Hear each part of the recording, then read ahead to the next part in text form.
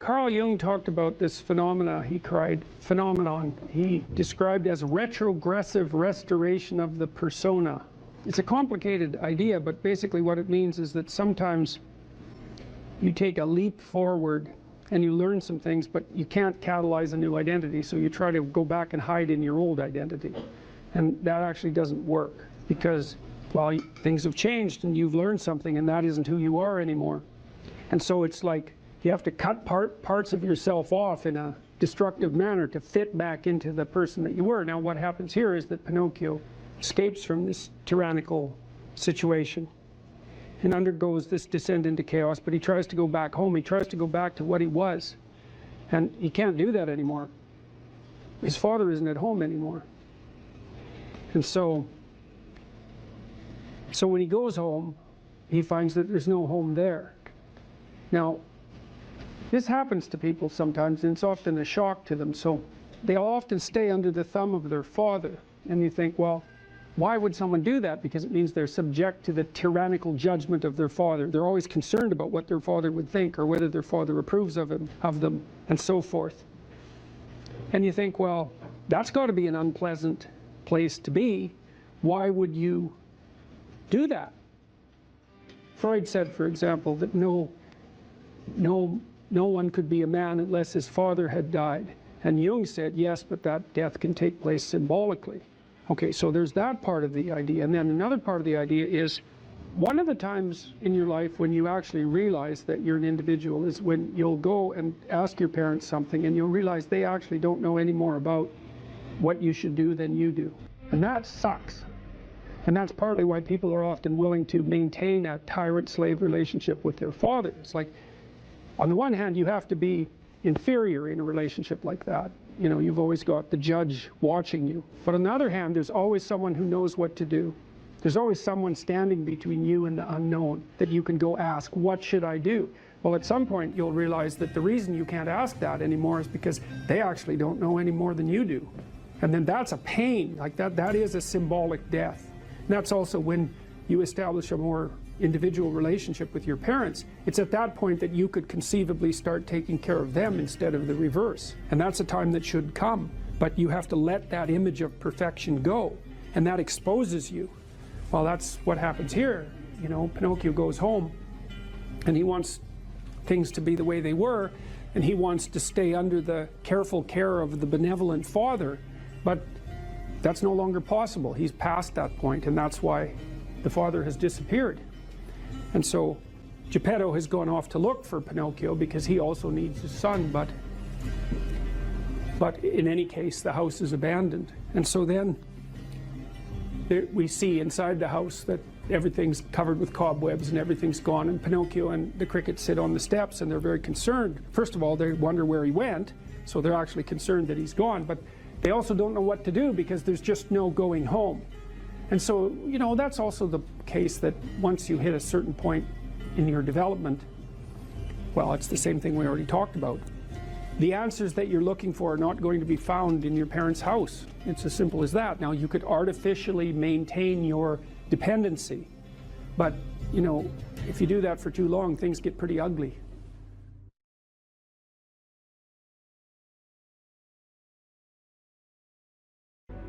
We were sitting in the first row of the plane, and do you remember the guy was a young black man, sort of ran onto the plane. He was wearing a yellow vest. He was a worker working the bridge or something, and he came up to you and he said, I'm not supposed to be on the plane right now. I'm not supposed to say anything, but you helped me turn my life around. I got this job because of you. And what I remember more than anything else is he had this huge smile on his face. But it wasn't because you told him to go out there and be happy. It was because you told him to go out there and fix some stuff. And I think that's exactly what you're talking about right now. Those experiences are so life-sustaining. It's so remarkable to have that happen. And that's something I've been immensely privileged to constantly experience, although there's also something about it that's extremely painful. You know, the magnitude of that joy is sort of proportional to the obstacles it had to overcome while it was attempting to manifest itself. You know, and one of the things I'm sure you saw on the tour, and I don't know how this affected you, was the depth of hunger for encouragement that exists everywhere, as far as I can tell. And everyone wants to be appreciated when they bring their best to the table. That's why the current assault on merit is so unbelievably brutal, because it will deny everyone the right to be appreciated for being their best. And you might ask, well, when does the best become your enemy? And that's easy. It's when you flee from it.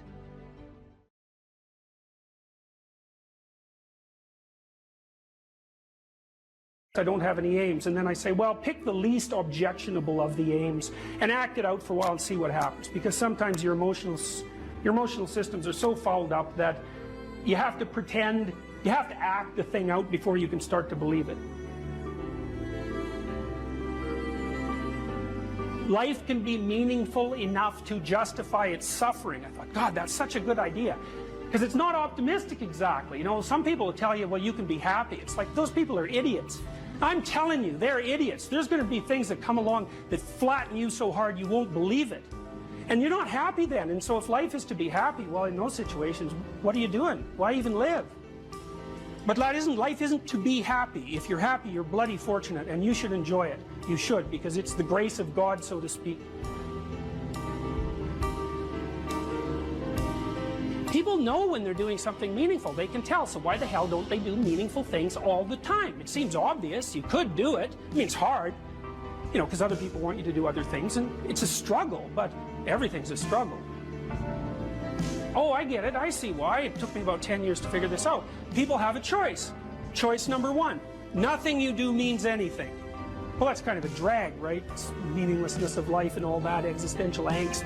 You know, that's kind of a pain. But the upside of nothing that you do is meaningful is you don't have to do anything. You've got no responsibility. Now, you have to suffer because things are meaningless, but that's a small price to pay.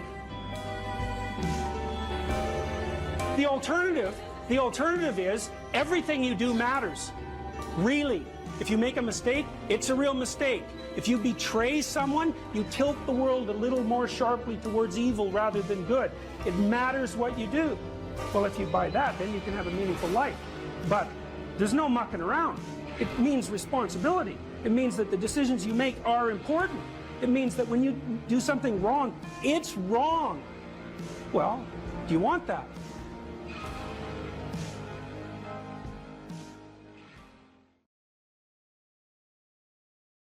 If you pursue the things in your life that are meaningful, once you've oriented yourself, and that means accepting the challenges that come along with that, because one of the things that you'll find, you even find this in music, if you know a piece of music completely, then you tend not to want to listen to it anymore.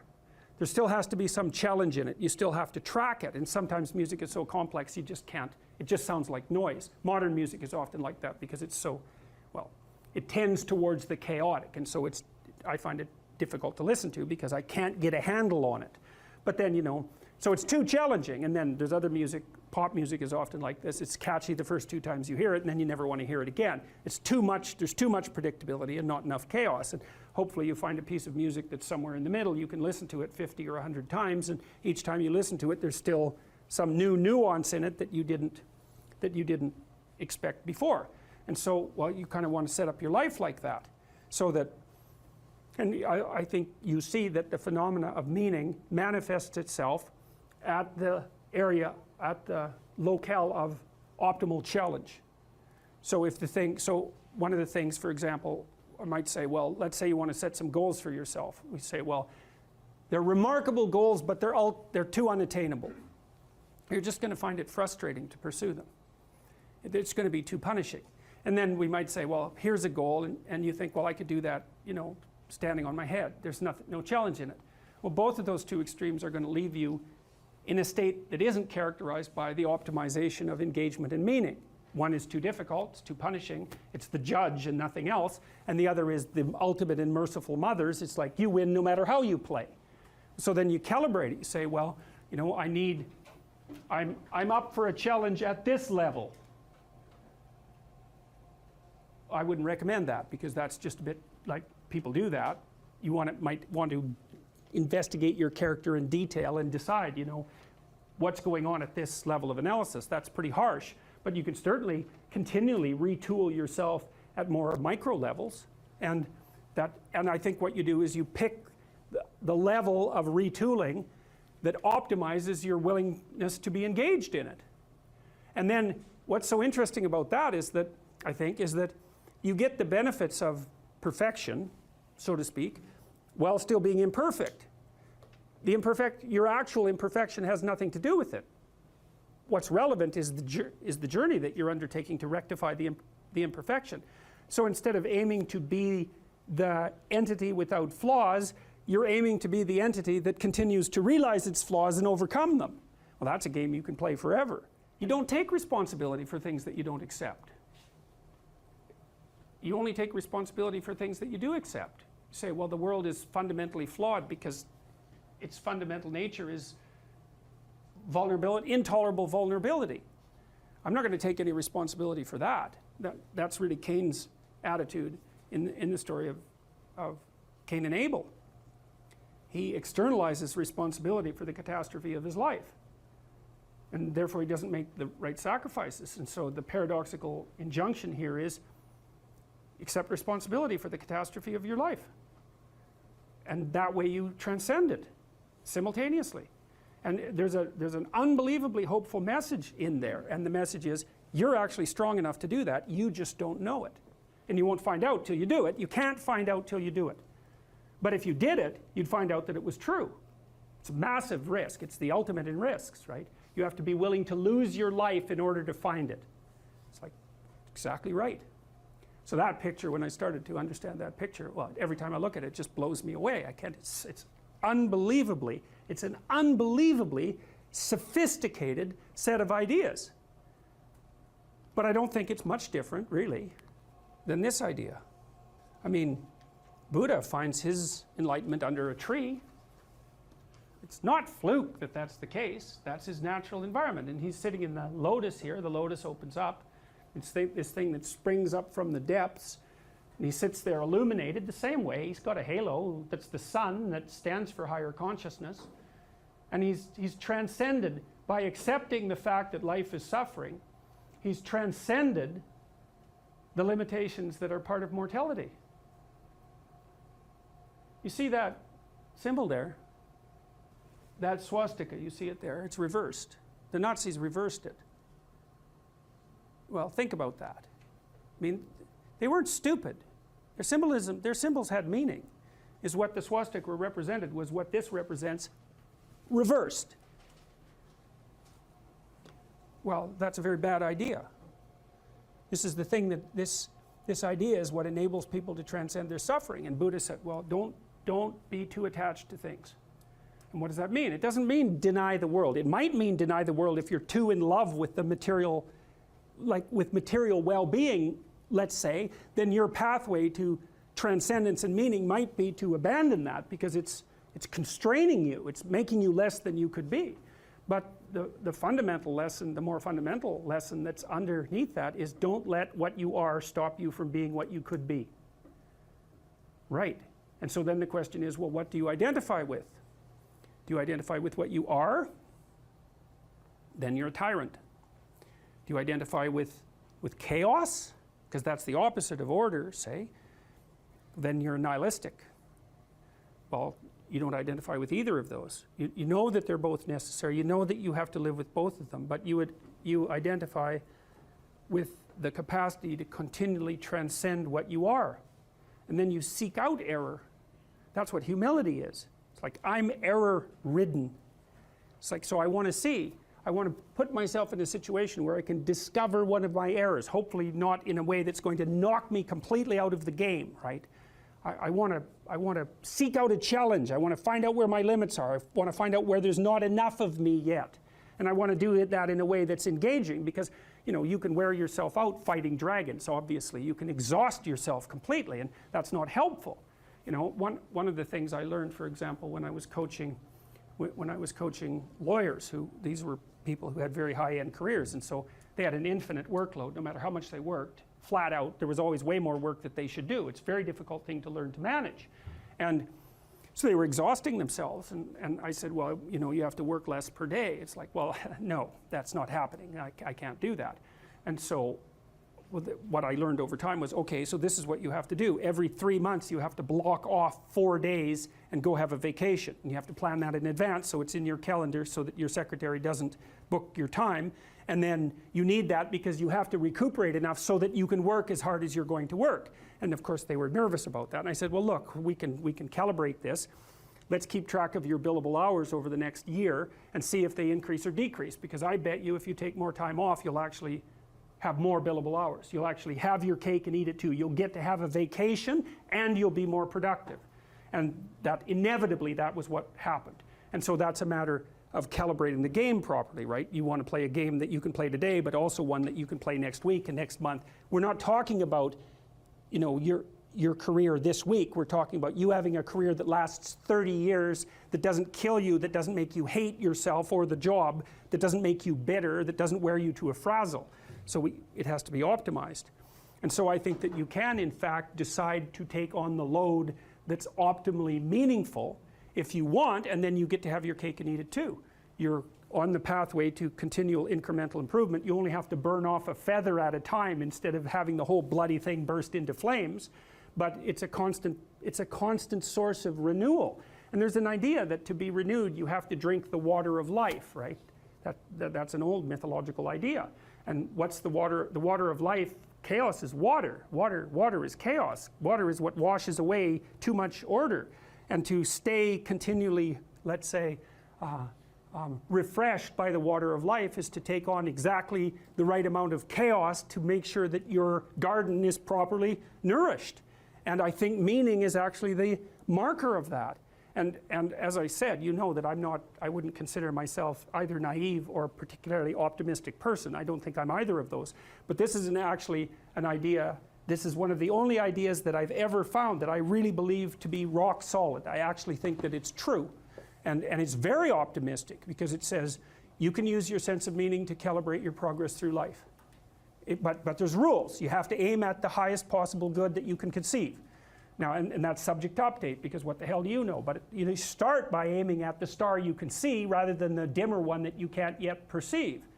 And then you decide that you're going to do that honestly, right? That's a big decision. So the first decision, I think, in some sense, is a decision of love. You're going to decide that being is worthwhile and that you're going to work for its betterment. And that's a decision that's based on love. And the second decision is based on truth. Having made that decision, you're going to play a straight game. Having made those two decisions, I think that you can allow your sense of meaning to calibrate your pathway. And then what's so interesting is that you hit a state that's as close to paradisal as you're going to hit right away, because being engaged like that, it's better to be engaged in the solution of a complex problem than not to have a problem at all. And that's no different than saying it's better for there to be being than non-being, because being is a problem.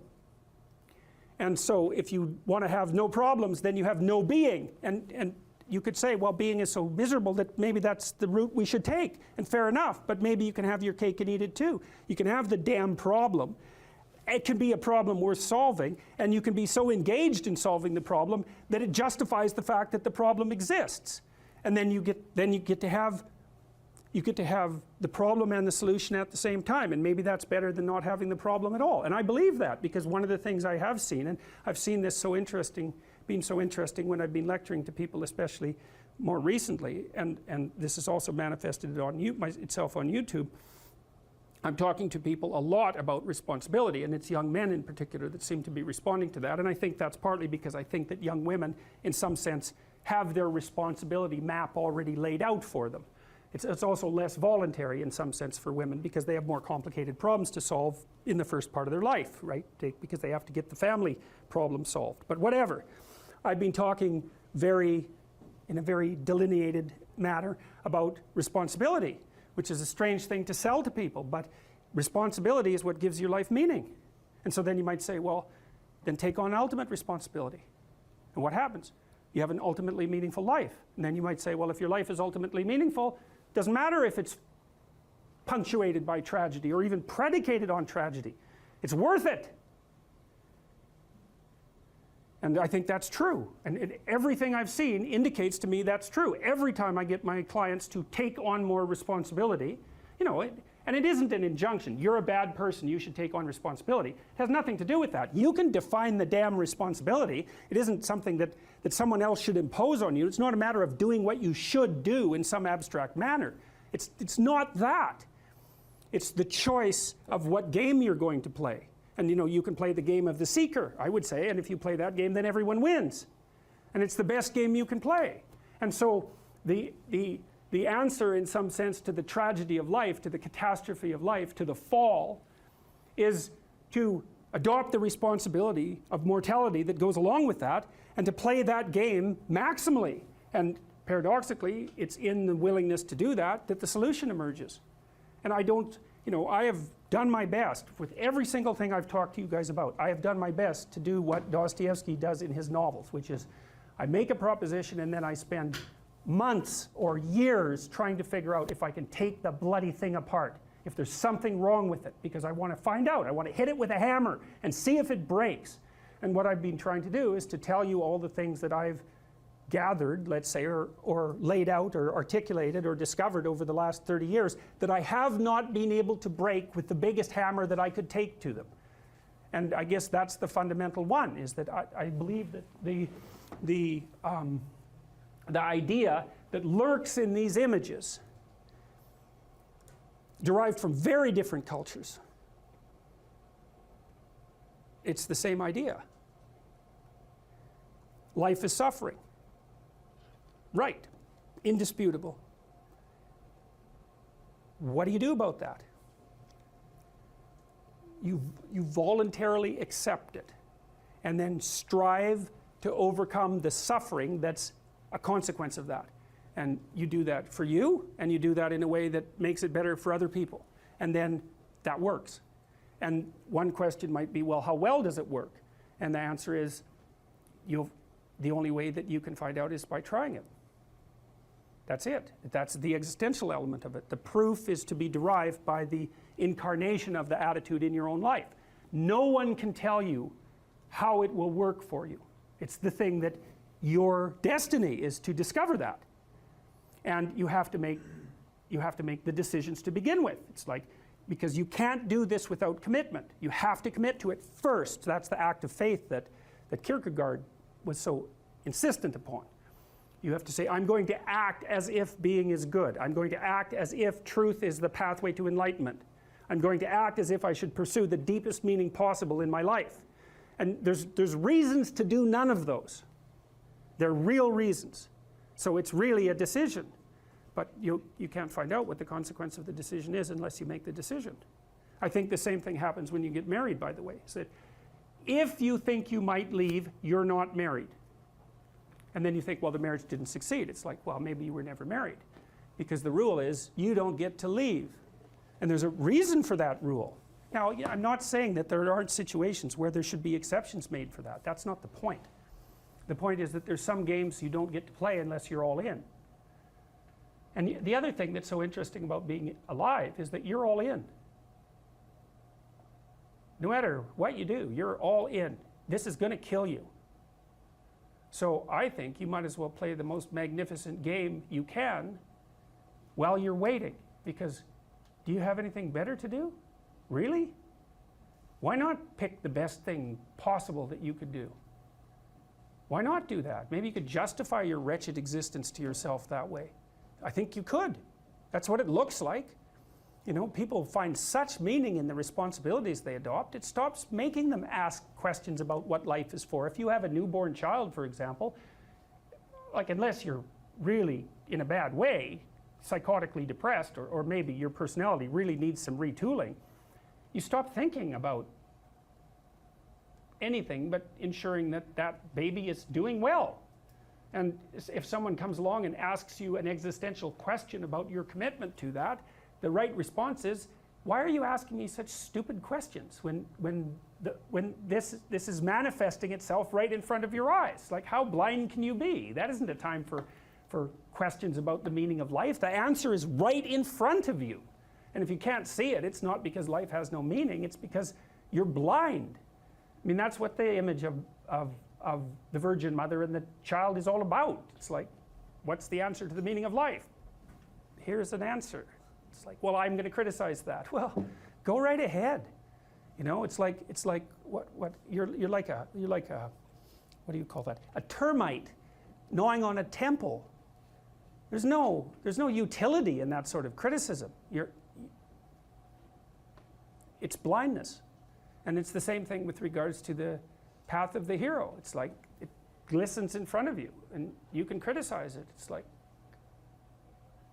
fine. Put the cart before the horse and see how far you get. So I thought, to bring full closure to the class, I was trying to solve this terrible puzzle that confronted me and many other people about how it was that human beings got themselves in such a tangle about what they believed. Such a tangle that we were pointing the ultimate weapons of destruction at one another, which, by the way, we are still doing. And I thought, okay, well, I understand that. We need our belief systems. They orient us. And that means there will be conflict between belief systems, and that can be a catastrophe. And that's being played out everywhere, again, in very many ways. What's the solution to that? Well, one possibility is there's no solution. It's just mayhem all the way around. Could be the case. But it seemed to me, as I delved into it, that the proper solution to that was to live properly as an individual, because you're more powerful than you think. Way more powerful than you think. I mean, God only knows what you are in the final analysis. You're blind to your own weaknesses, but you're also blind to your own strengths. And so then I think, well, if you got your act together, it'd be better for you, and instantly it would be better for your family, assuming they wanted you to get your act together, and not everyone does, and then it would be better for the community. It's like, how far could you take that? If you stopped wasting time, and if you stopped lying, and if you oriented yourself to the highest possible good that you could conceive of, and you committed to that, how much good could you do? Well, I would say, why don't you find out? So that's what I think you should do. You should find out. You don't have anything better to do. And there's nothing in it, as far as I've been able to tell, there's nothing in it but good. So maybe you could sort yourself out so that you wanted nothing but the good. And then maybe you could help make that manifest in the world. And maybe we wouldn't have all these terrible problems then. At least we'd have fewer of them, and that would be a start. So it's the answer to the problem of humanity is the integrity of the individual. That's the answer. So, and states that are predicated on that realization are healthy. So, and states that aren't are doomed to stagnation and catastrophic collapse. And personalities that are predicated on self-tyranny and the tyranny of others are doomed to collapse.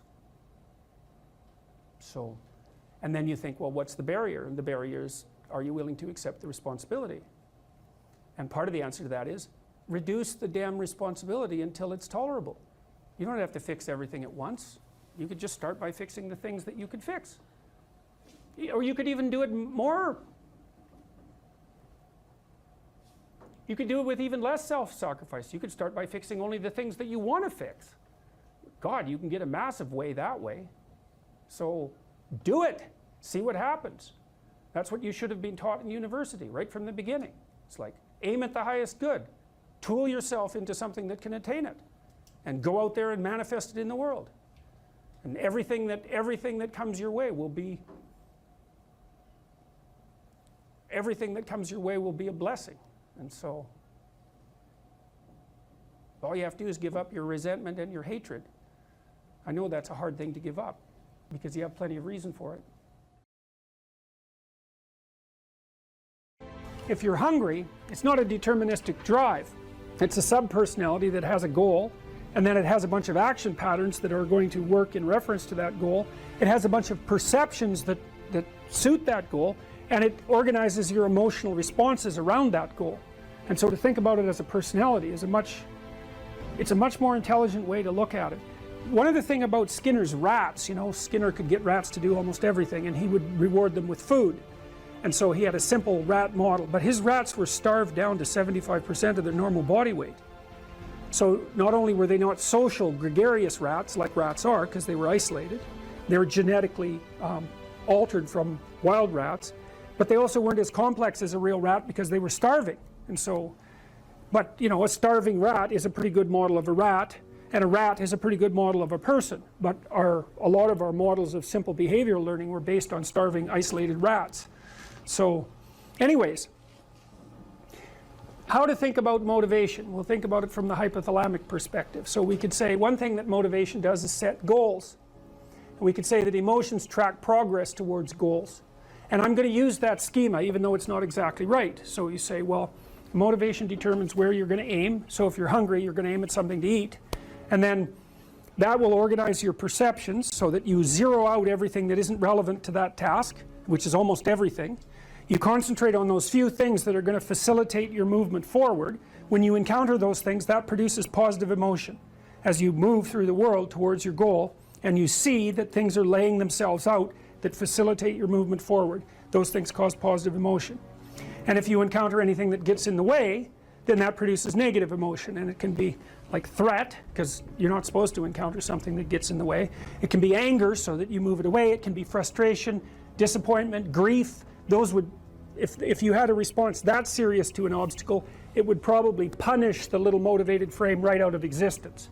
You know, so you walk downstairs and, I don't know, the contracting company has set a wrecking ball through your kitchen. It's like, that's going to be disappointing. You're not going to keep eating the peanut butter sandwich in the rubble. That little frame is going to get punished out of existence, and some new goal is going to pop up in its stead. And you know, one of the things we're going to try to sort out is how do you decide when you've encountered an obstacle that's so big that you should just quit and go do something else? Because that's not obvious. You know, and you can get into counterproductive persistence pretty easily. So we don't know how people solve that problem. It's a really complicated one. So anyways, we're going to work on that scenario. Your hypothalamus pops up micro goals that are directly relevant to biological survival. That produces a frame of reference. So it's not a goal, it's not a drive, and it's not a collection of behaviors. It's a little personality. And the personality has a viewpoint, it has thoughts that go along with it, it has perceptions, it has action tendencies, all of that. You can see this in addiction, most particularly. So one of the things that you find often with people who are alcoholic is they lie all the time. And that's because when they've built a little alcohol dependent personality inside of themselves, or a big one, maybe it's 90% of their personality, and one of the things that consists of is all the rationalizations that they've used over the years to justify their addiction to themselves and to other people. And so the addiction has a personality, you know, and so when the person is off, or maybe they're addicted to meth or something like that, where we know the addiction is more, it's more short-term powerful, than I would say, than an alcohol addiction. They'll say anything, and the words are just tools used to get towards the goal. And if they happen to be deceptive, whatever, it doesn't matter. They're just practical tools to get towards the goal. And then when you get towards the goal and you take a nice shot of meth or something like that, you reinforce all those rationales that you used to get the drug, and then the next time you're even a better deceiver and liar. So okay, so we're going to say motivations, one way of thinking about it is they set goals, but it's not the right way of thinking about it. They produce a whole framework of interpretation.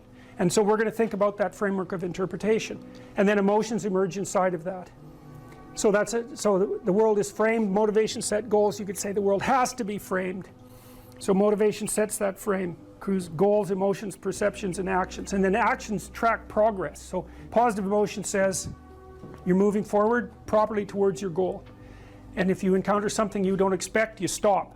That's anxiety. It's like, oh, we're not where we thought we were. And so we don't know what to do, so we should stop because we don't know where we are or what we're doing. Stop, frozen. And then the more powerful negative emotions like pain, they might make you get out of there. So emotions, forward, stop, reverse. That's your emotions within that motivated frame. So, and that's another example of how your mind is embedded in your body. Your emotions are like they're offshoots of action tendencies. That's the right way to think about it, because action is everything fundamentally. So what are some basic motivations? Most of these are regulated by the hypothalamus, by the way, and that tells you just how important a control system it is. The other thing that's useful to know about the hypothalamus is that it has projections going up from it that are like tree trunks, and inhibitory projections coming down that are like grapevines. So you can kind of control your hypothalamus as long as it's not on too much, but if it's on in any serious way, it's like it wins. So partly what you do to stop yourself from falling under the dominion of your hypothalamus is to never ever be anywhere where its action is necessary, right? You don't want to go into a biker bar because you might find yourself in a situation where panicked defensive aggression is immediately necessary. You probably don't want that. You don't want the panic, you don't want the terror, you don't want the frenzied fight, you don't want any of that. You don't want to have to run away in absolute panic. So you just don't go there. And a huge part of how we regulate our emotions is just by never going anywhere where we have to experience them. And so that has very little to do with internal inhibitory control and everything to do with staying where you belong. So, okay. So, basic motivations: hunger, thirst, pain. Pain is not regulated by the hypothalamus. That's a different circuit. Anger / aggression, thermoregulation, panic and escape, affiliation and care, sexual desire, exploration, play. And you can kind of break those in, into the classic Darwinian categories too, and say, well, there's a set of motivations that go along with self-maintenance. That'd be your survival. Ingestive and defensive. See, I've sort of coded them there. So the self-maintenance, there's an ingestive set of basic motivations that go with self-maintenance. You say that's hunger, thirst. There's a set of defensive motivations: pain, anger, thermoregulation, panic and escape. And then there's motivations that are associated with reproduction: affiliation, care, and sexual desire. And then I put exploration and play sort of outside of that. I would say because those two things serve both of these approximately equally. So one of the pathways that's on display with regards to the formulation of an identity, let's say, is this injunction, which is really a temptation to love yourself. So we should take that apart. Now, the first question might be, well, what do you mean by yourself? And one answer to that is the person I am now. And you should love and feel good about the person you are now. And that's actually a dubious proposition for a variety of reasons. One is, whatever yourself is not only what you are. Yourself is also what you could become, and what you will and could become. And so to love yourself properly is not only to love what you are, who you are, whatever that means, but to love who you could become. Now, one of the things I've observed is that it's very demoralizing, let's say, for the typical young man. It's true for the typical young woman as well. So we'll say the typical young person who's miserable and maladjusted psychologically and socially, if you just go to them and say, well, you should feel good about yourself, because they think you're good just the way you are. You're perfect just the way you are. You should accept yourself just the way you are. It's like, well, okay, so what does that say about who I should become? Is that just now off the table because I'm already good enough in every way? So am I done or something? What about who I should become? And then, well, how should I feel good about myself when I don't? Because I'm not getting along with myself. I'm anxious and hopeless and nihilistic and depressed, and I'm not getting along with other people. So how is it that that's all somehow something I should feel good about without being deluded? And these are complicated questions, because you don't want to beat yourself with a stick, which might be the opposite of that as well. Feel bad about yourself. It's like, no, be judicious and merciful with yourself and think that you need to accept yourself in some way, the way a mother accepts a child. But the maternal spirit is not the only spirit that governs the love that a child requires properly. You have the paternal spirit of encouragement as well, which is, well, we need to shelter and protect you and to provide for your security the way you are, but you could be a lot better and should be, and I have faith that you could be, which is the love that I'm delivering to what you're becoming rather than what you are. And so love that you direct towards yourself is partly directed towards that maternal care that's sort of the minimum precondition for basic flourishing, combined with an attitude of encouragement towards the possibilities of your being. And so that's a much more sophisticated so-called self-love, partly because it's the kind of love that envisions you as something that unfolds across time. And it's a much richer conception, because it also implies that there's a responsible adventure to your life. Like you're not all you could be, and there's pain in that, and there's the necessity for a certain amount of judgment about that, and even a certain amount of exclusion, because what you are that is insufficient in some sense should not be allowed to propagate further. But if it's conjoined with encouragement, it's like, yeah, you're in a rough situation there, kiddo, but here's some things about you that are virtuous and good, and they're pretty powerful, actually. And if you just made those more manifest, you could dispense with a lot of this immaturity and misery, and you could expand yourself out into life physically and psychologically, and you could start walking this pathway that makes things better. And the thing is that as soon as you start walking the pathway that makes things better, then things immediately become better, because your whole orientation changes. And if you're in a bad place but you're escaping, that's pretty positive, even if it's a bad place. And you might think, well, it's still bad, but it's better. It's like, well, that's a lot better than a bad place that's getting worse. That's for sure, because that's hell. Hell is a bad place that's getting worse.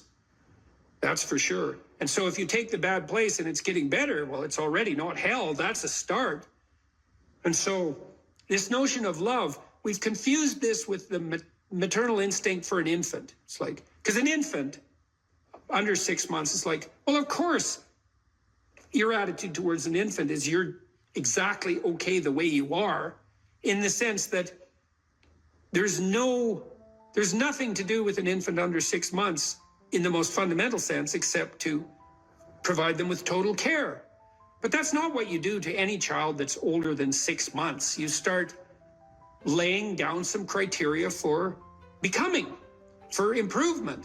And some of that improvement, because we could define it, well, there's nothing more perfect than a child, than a baby. It's like, yeah, but that's not true if the baby's 14 years old, right? It's true if the baby's 6 months old and actually a baby. But by 9 months, well, the child is going to start to interact socially. And now there's some principles that the child has to learn to abide by so that social interaction is optimized.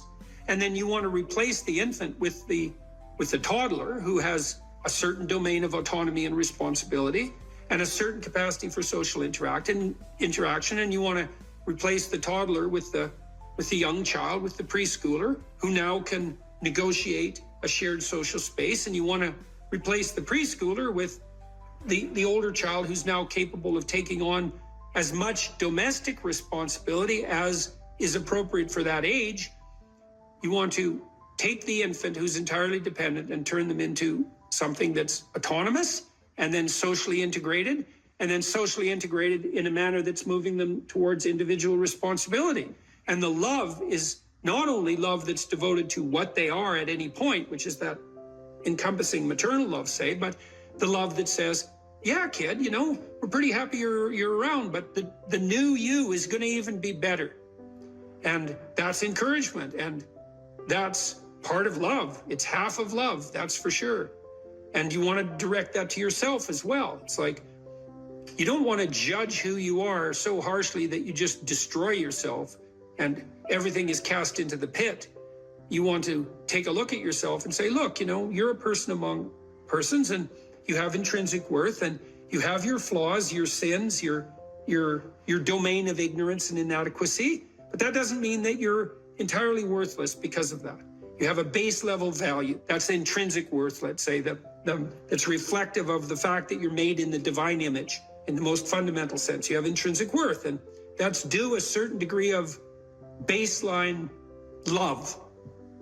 But there's the becoming problem. It's like, well, especially when you're young, most of you is still in the becoming phase. And so why wouldn't encouragement be the hallmark of love? It's like, get the hell up, get your act together, adopt some responsibility, put your life together, develop a vision. expand yourself beyond the narrow confines that are causing your misery. And we think you can do it. You could do it, you should do it, the world would be better off if you did it, you'd be doing better if you did it, everything would work out better. Why would we not work to make everything work out better? And you're the person who could do it.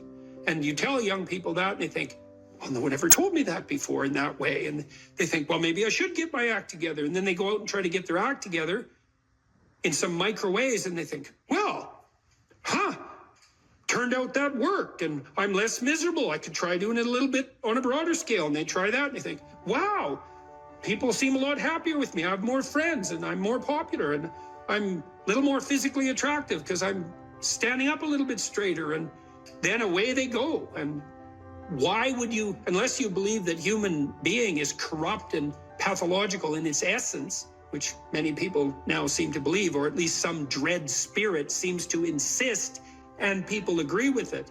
If you don't buy that, then you think, well, yeah, you unfold, man. Unfold all those manifold possibilities that lurk within, and be a force for good in the world, and that'll be the adventure of your life. And I guess we could also add to that a bit of a disquisition on truth. So you should be oriented by love, and you could say, well, that's the desire to care for being and becoming, however it's manifest, to want that to turn out in the best possible manner. That could be your goal. I want things to turn out in the best possible manner. And you have to decide if that's true, because people are tempted to create little hells around them all the time. So don't be thinking that necessarily you want that, because it's not that easy to orient yourself so that that's all you want, because you're bitter and resentful and angry. And so all of that's going to interfere with that vision of love. And then you might say, well, now that you have that vision, what do you have as weapons to clear your path, let's say, or to set things in order as you move forward? And one of the answers to that is, we have truth. Well, why? Well, because you want to contend with the world the way it is, obviously. So truth is going to be useful in that endeavor. And then you might say, well, if I could get away with something by not telling the truth, why shouldn't I just lie? If I could get what I wanted, and if I could avoid responsibility, why not lie? And the first answer is, well, what makes you so sure you want to avoid responsibility, except narrowly in this moment, because it's not a good medium to long-term strategy, and everyone knows it. And what makes you think that manipulating people in the short term so that you can gratify a whim is going to be a useful iterative strategy? It's like, it's not. So you can dispense with that. And so what do you do when you tell the truth? Instead, is you predicate your actions on an axiom of faith, which is that nothing better can happen than that which happens if you live in truth. And that's a statement of deep religious faith, because the evidence for that can only be gathered as a consequence of manifesting the actions that are predicated upon that axiom of faith. You don't know till you lay it out. But you can say, well, I believe that the truth will set me free. And then you think, well, the truth will set me free. Who's me? Back to identity. Well, if you're lying, it's not you by definition, because if you're lying, you're attempting to implement a falsehood. You're attempting to falsify the world and yourself. That's what a lie is. And so if something happens that's good because you lied, it's not happening to you. It's a reward for the spirit of deceit that you allowed to inhabit you. And if you reward the spirit of deceit that you allowed to inhabit you, it will grow. And I would not recommend that. That's a very bad idea. In the contrary situation, you live and speak in truth, and then things happen. They're happening to you. That's your life, man. That's your adventure. And one of the things that's very interesting about the truth in that regard is that it provides a certain optimal unpredictability. You know, if you're talking to someone, you think maybe you're being interviewed, or maybe you're having a discussion with someone, you think, I'd like to impress this person. It's like, now you have a little vision of what the instrumental outcome of the conversation could be, so that it reflects positively on some narrow conception of a desired future state. I want this person to be impressed with me, so I'm only going to say things they want to hear and that sound impressive. That's all lies. It's like, well, maybe you'll get that result, but it won't be what you want, because it's predicated on a falsehood. Instead, you could just have a conversation with the person, like a real conversation. It's like, What do you think? Here's what I think. Do you like it or not like it? It's like, well, I don't know if you like it or not like it. It's like, we can talk about that and why, but it's still what I think. And that doesn't mean it's right, but it's what I think. Well, then you lay that out, and then what happens to you is what happens to you. And then it's unpredictable, because imagine you're speaking deceitfully and instrumentally. You want something from someone. Okay, well then you're lying, so the you that receives is not you. It's the spirit of deceit. And it's also, you're instrumental because you think that that narrow vision is optimal, even though it requires deceit. You can just throw that away and you can say, well, I'm going to say what I think, carefully and judiciously, feeling out the words, and then I'm going to accept whatever happens, no matter how unpredictable. And then what you'll find is that's where you have adventure. Because you might ask too, well, what do you have to offset against the catastrophe of life? Responsibility, friendship, place, job, career, education, all of that. Adventure. Adventure. Is the adventure worth it? Well, if you tell the truth, you will have the adventure of your life. That's what will happen. What's the difference between men and women? Well, how do they differ? Well, the first thing we might observe is that if you look at personality differences between prepubescent boys and girls, they're not very large. Boys and girls don't differ in terms of their trait neuroticism, for example. What happens is that when puberty kicks in, women's trait neuroticism rises, and it stays higher than men for the rest of their life. And this is why you see this reflected in the different kinds of psychopathology that beset the two sexes. So men are overrepresented in alcoholism, drug abuse, antisocial personality, and a host of learning disorders, as well as attention deficit disorder. And women are overrepresented in depression and anxiety, primarily. That seems to be tightly associated with higher levels of trait neuroticism, because maybe it's, if you're at the 95th percentile or higher, let's say, in trait neuroticism, there isn't much difference between that and being somewhat prone to depression and anxiety. And because the curves overlap, you know, the curves aren't identical, the normal distributions aren't identical for men and women. You tilt the one to the right, to the women's curve to the right towards higher levels of neuroticism. You go out and you look for the person in 20 who has the highest levels of negative emotion. It's much more likely to be female than male. Okay, so let's see if we can figure out why. So I'm going to tell you some things, basic differences between men and women, and you can tell me what you think about it if you agree or disagree. Okay, first, size differential emerges between men and women at puberty, right? Because boys and girls are roughly the same size and roughly the same strength, but men get bigger at puberty when the testosterone kicks in, and more importantly, not only do they get taller and heavier, but their upper body strength is much higher. And that's a real issue for combat, because human beings punch. There's other animals that do that. Kangaroos do that too, eh? So we're not the only people that punch, but we have clubs on the ends of our arms. And so that's how we defend ourselves. And so if you have a lot of upper body strength, especially across the shoulders, and you're heavier, then you can step into the punch and it's a lot more devastating. Now, it is the case that if you look at the statistics for physical altercations in marriage, women attack their husbands more often than husbands attack their wives. Well, you think, why is that? Well, let's assume that there isn't any reason other than both people in a relationship can get upset, and the women know that if they hit their husbands, nothing's really going to happen, right? Because if you're if you're a woman about that high and your husband is, say, my height, unless you hit me with an object or something that's sharp, the probability that you're going to do me any serious damage is pretty low. You might hurt me, but if I do the reverse and hit you, and I really hit you, and so the reason, at least one of the reasons why women can be more physically aggressive in minor ways in a relationship is because everyone knows, the wife and the husband equally, that the consequence of the physical aggression is much more limited. So men do more serious damage to women, but women are more aggressive in relationships. So that's interesting. So okay, so there's a body size difference that's important, a strength differential that's important. Next thing, I think, so let's assume that the reason that women are higher in sensitivity to negative emotion is because the world is actually more dangerous to women, right? Because that would be the most logical reason why there would be a sex difference in something like fear or sensitivity to punishment. Well, first, there's the danger of physical altercation. Second, there's the sexual danger. So women become sexually vulnerable at puberty. And why do I say vulnerable? Well, it's straightforward. It's because the cost of sex for women is way higher than it is for men, and it certainly has been throughout our evolutionary history. Because if a man has an unwanted sexual encounter, well, then he walks away and maybe he's persecuted by the state or prosecuted by the state for it. But if a woman has an unwanted, unwarranted, or incautious sexual encounter and she ends up pregnant, then, well, in traditional societies, you're just done. And even in modern societies that are rich like ours, I don't have to go into that. It's big trouble. No matter what you do about it, it's big trouble. So being more nervous about that makes perfect sense. But then here's the last thing. And I think that women's nervous systems are not adapted to women. I think women's nervous systems are adapted to the mother-infant dyad. And because you are not the same creature when you have an infant. Not at all. You're way more vulnerable.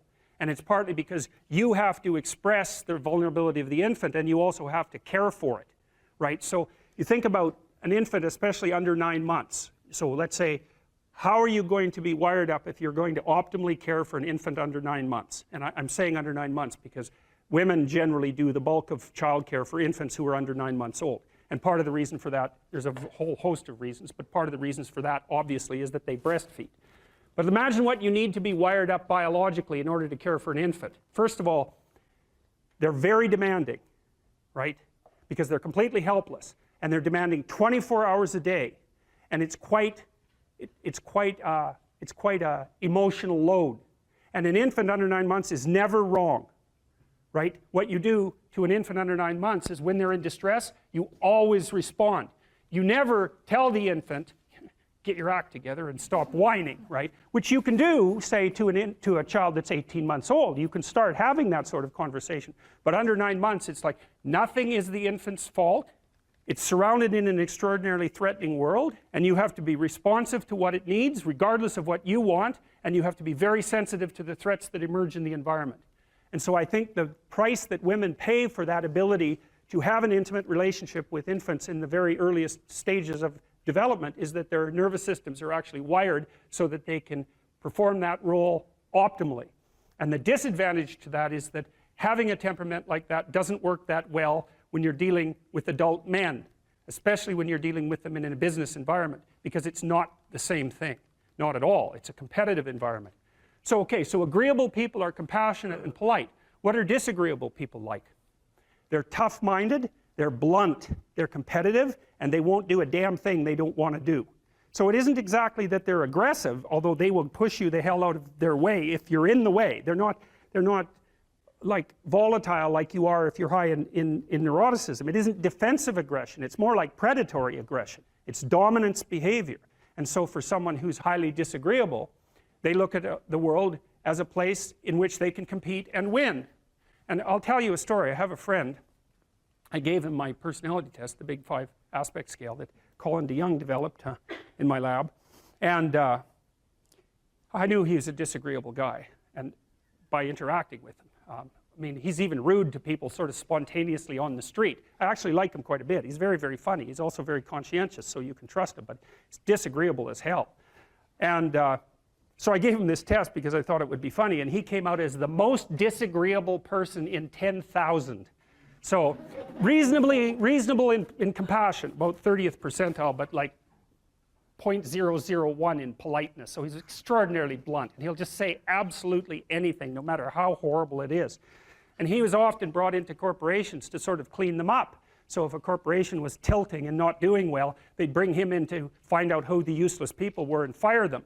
And I talked to him about that because I've had the opportunity to have to not have graduate students in my lab, for example, that weren't performing well, and I find it very, very difficult to, you know, dress someone down, and certainly difficult to fire them. I just hate it because I'm actually quite an agreeable person, much to my chagrin. And I asked him about that, and I said, well, what do? You have to fire people all the time. How do you handle that? He says, handle it? I enjoy it.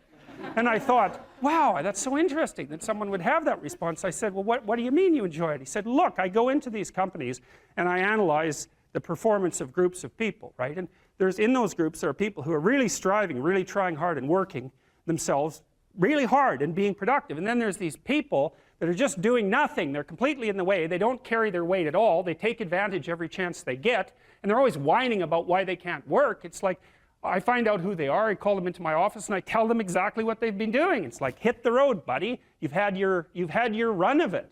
And I thought, oh yeah, okay, fair enough.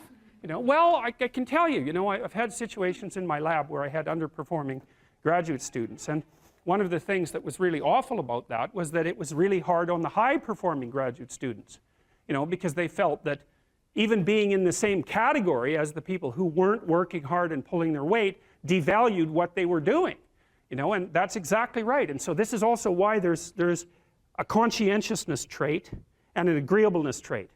Because conscientious people judge you on your accomplishments, right? They don't give a damn about your feelings, not a bit. It's like, are you doing the work or not? Whereas agreeable people think, well, you know, your mother's sick and, you know, you've got a bunch of family problems and we all have to take care of each other and it's no wonder that you're having a rough time. And like, you can't say that one of those attitudes is correct and the other isn't correct. You can't say that. There wouldn't be those two dimensions if there wasn't something correct about both of them. But you can certainly point out that often they conflict, you know, and so the demand for inclusiveness and unity and care and the demand for high-level performance in a hierarchical structure, they're very different orientations in the world. And so it's complicated for people who are agreeable and conscientious. And actually, I think often that large corporations and large institutions of any sort run on the unheralded labor of people who are high in agreeableness and high in conscientiousness, and they're disproportionately women. And my experience in large institutions has been that if you want to hire someone to exploit appropriately, no, not appropriately, if you want to hire someone to exploit productively, you hire middle-aged women who are hyper-conscientious and who are agreeable, because they'll do everything. They won't take credit for it and they won't complain. And that's nasty, and I think that happens all the time. And so one of the things you have to be careful of if you're agreeable is not to be exploited, because you'll line up to be exploited. And I think the reason for that is because you're wired to be exploited by infants. And so that just doesn't work so well in that actual world. And one of the things that happens very often in psychotherapy, you know, people come to psychotherapy for multiple reasons, but one of them is they often come because they're too agreeable. And so what they get is so-called assertiveness training, although it's not exactly assertiveness that's being trained. What it is the ability to learn how to negotiate on your own behalf. And one of the things I tell agreeable people, especially if they're conscientious, is say what you think. Tell the truth about what you think. There's going to be things you think that you think are nasty and harsh, and they probably are nasty and harsh, but they're also probably true. And you need to bring those up to the forefront and deliver the message. And it's not straightforward at all, because agreeable people do not like conflict. Not at all. They smooth the water, you know, and you can see why that is in accordance with the hypothesis that I've been putting forward. You don't want conflict around infants. It's too damn dangerous. You don't want fights to break out. You don't want anything to disturb the relative peace. You know, and if you're also more prone to being hurt physically and perhaps emotionally, you're also maybe loath to engage in the kind of high-intensity conflict that will solve problems in the short term, because it takes a lot of conflict to solve problems in the short term. And, you know, if that can spiral up to where it's dangerous, which it can if it gets uncontrolled, it might be safer in the short term to keep the waters smooth and to not delve into those situations where conflict emerges. The problem with that is it's not a very good medium to long-term strategy, right? Because lots of times there are things you have to talk about because they're not going to go away. And so partly what you do with agreeable people is you get them to figure out, and they have a hard time with this too. If you ask a disagreeable person what he wants, say, or she wants, they'll tell you right away. They know. It's like, this is what I want and this is how I'm going to get it. But agreeable people, especially if they're really agreeable, are so agreeable that they often don't even know what they want, because they're so accustomed to living for other people and to finding out what other people want and to trying to make them comfortable and so forth, that it's harder for them to find a sense of their own desires as they move through life. And that's not, look, there's situations where that's advantageous, but it's certainly not advantageous if you're going to try to forge yourself a career. That just doesn't work at all. So vision. Well, how do you develop a vision? Well, you might want to think about how would you like your life to be? So we could make this practical. We say, this is how you bring heaven down to earth. That's to make the abstract practical. And that's always very useful. That's the differentiation of Jacob's ladder, by the way. That's the axis mundi, the central point of the world. It's like, well, what do you want? Well, you could ask yourself that. If you could have what you wanted, what would that be? So we could throw out some possibilities. People trust you. People respect you, and you deserve the trust and the respect. It's not false. People can rely on you. You're good for yourself and you're good for other people. There's productive, generous peace reigns around you, and you can do that in a playful manner. Now, that's not so bad. You could have that, let's say. And if you can think of something better, well, pursue that. But that's a good start. So that's very abstract. And so now you have to think, well, how might you conduct yourself in order for that to occur? Now, one way of approaching that is to differentiate it. You might say, well, what's the purpose of my life? It's a pretty abstract question. You're going to get a pretty general answer. Now, I could say, well, it's to be willing to adopt this spirit of challenge in relationship to life's vicissitudes. But it's still pretty abstract. So, well, yeah, but how do I go about doing that? Well, you have to differentiate it. That's the bringing of the divine message down into the realm of practical applicability. How do you make that principle real in your own life? Well, here's one way of doing it. Where do people find the significance in their life? So you could envision participating in this process.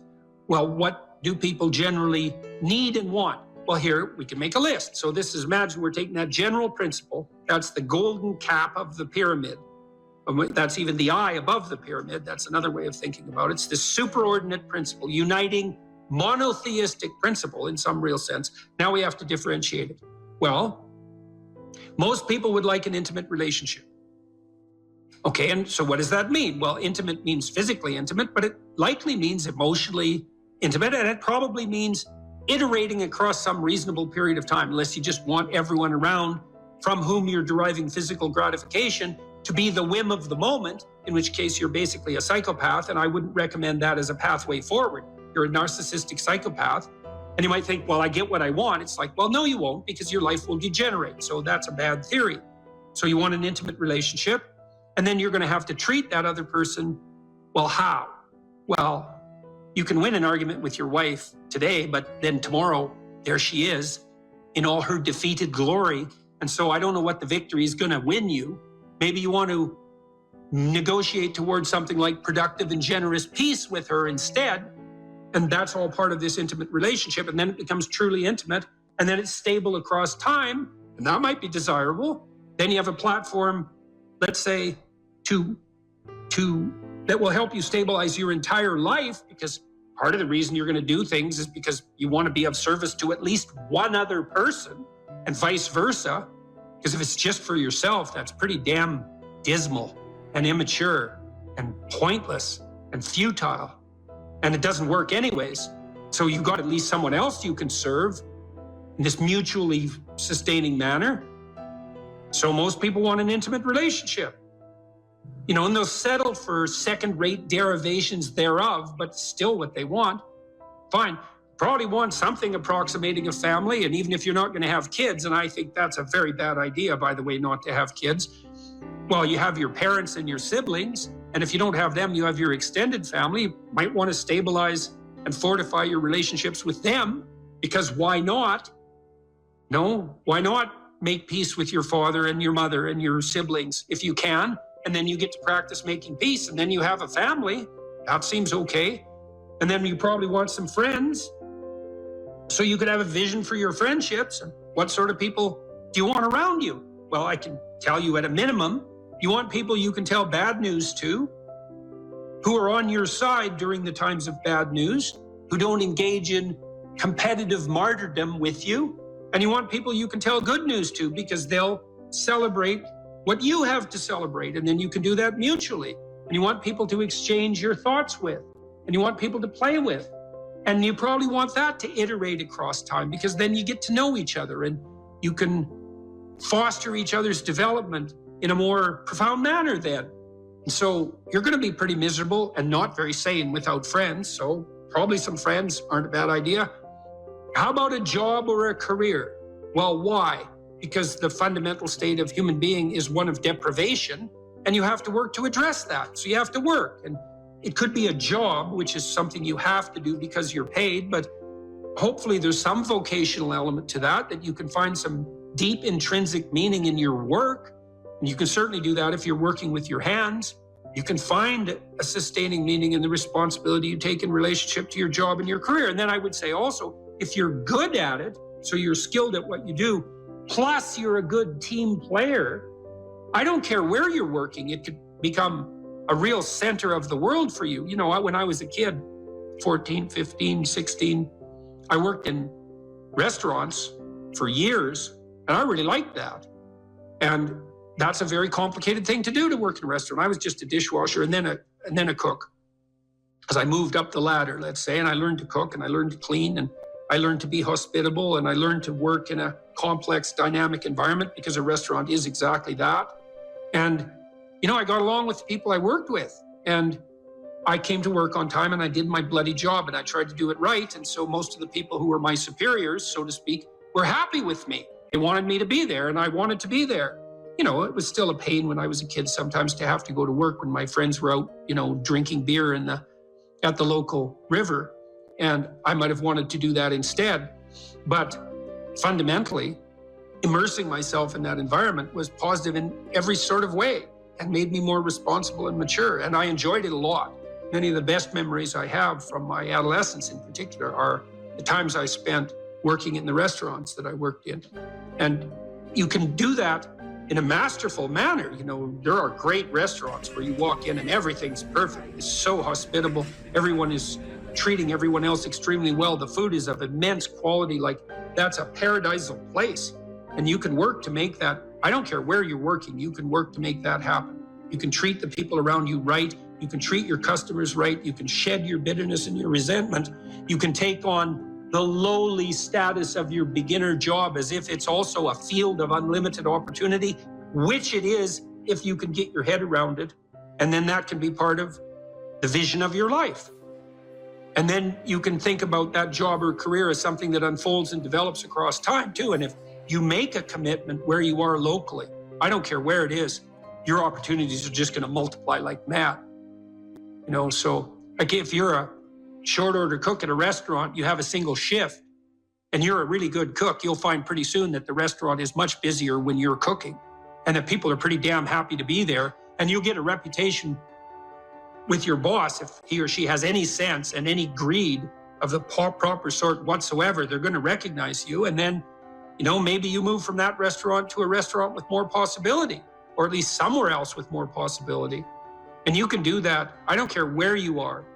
If you have the opportunity to have a job and you're not working with people who are entirely tyrannical and pathological, if you make the right sacrifices in that position and you have the proper vision, which isn't based on resentment, oh, why do I have to do this stupid job? It's like, well, it's going to be a stupid job if that's the attitude you have towards it. Instead, if you try to foster all the interpersonal relationships you have in that environment, you'll find that there's an infinite amount of possibility right there in front of you, like there always is. And so, what else? Well, how about some education? You know, you're probably not as informed as you might be, and probably something interests you. It's like, well, why don't you delve into that a bit more and make something more of yourself? Educate yourself to the limits of your intelligence and make a plan for that. And you can do that formally, or you can do it informally. You can do it by reading. There's many great books, and they're not expensive. In fact, the greater the book, the less it costs, weirdly enough. And so you can just do that.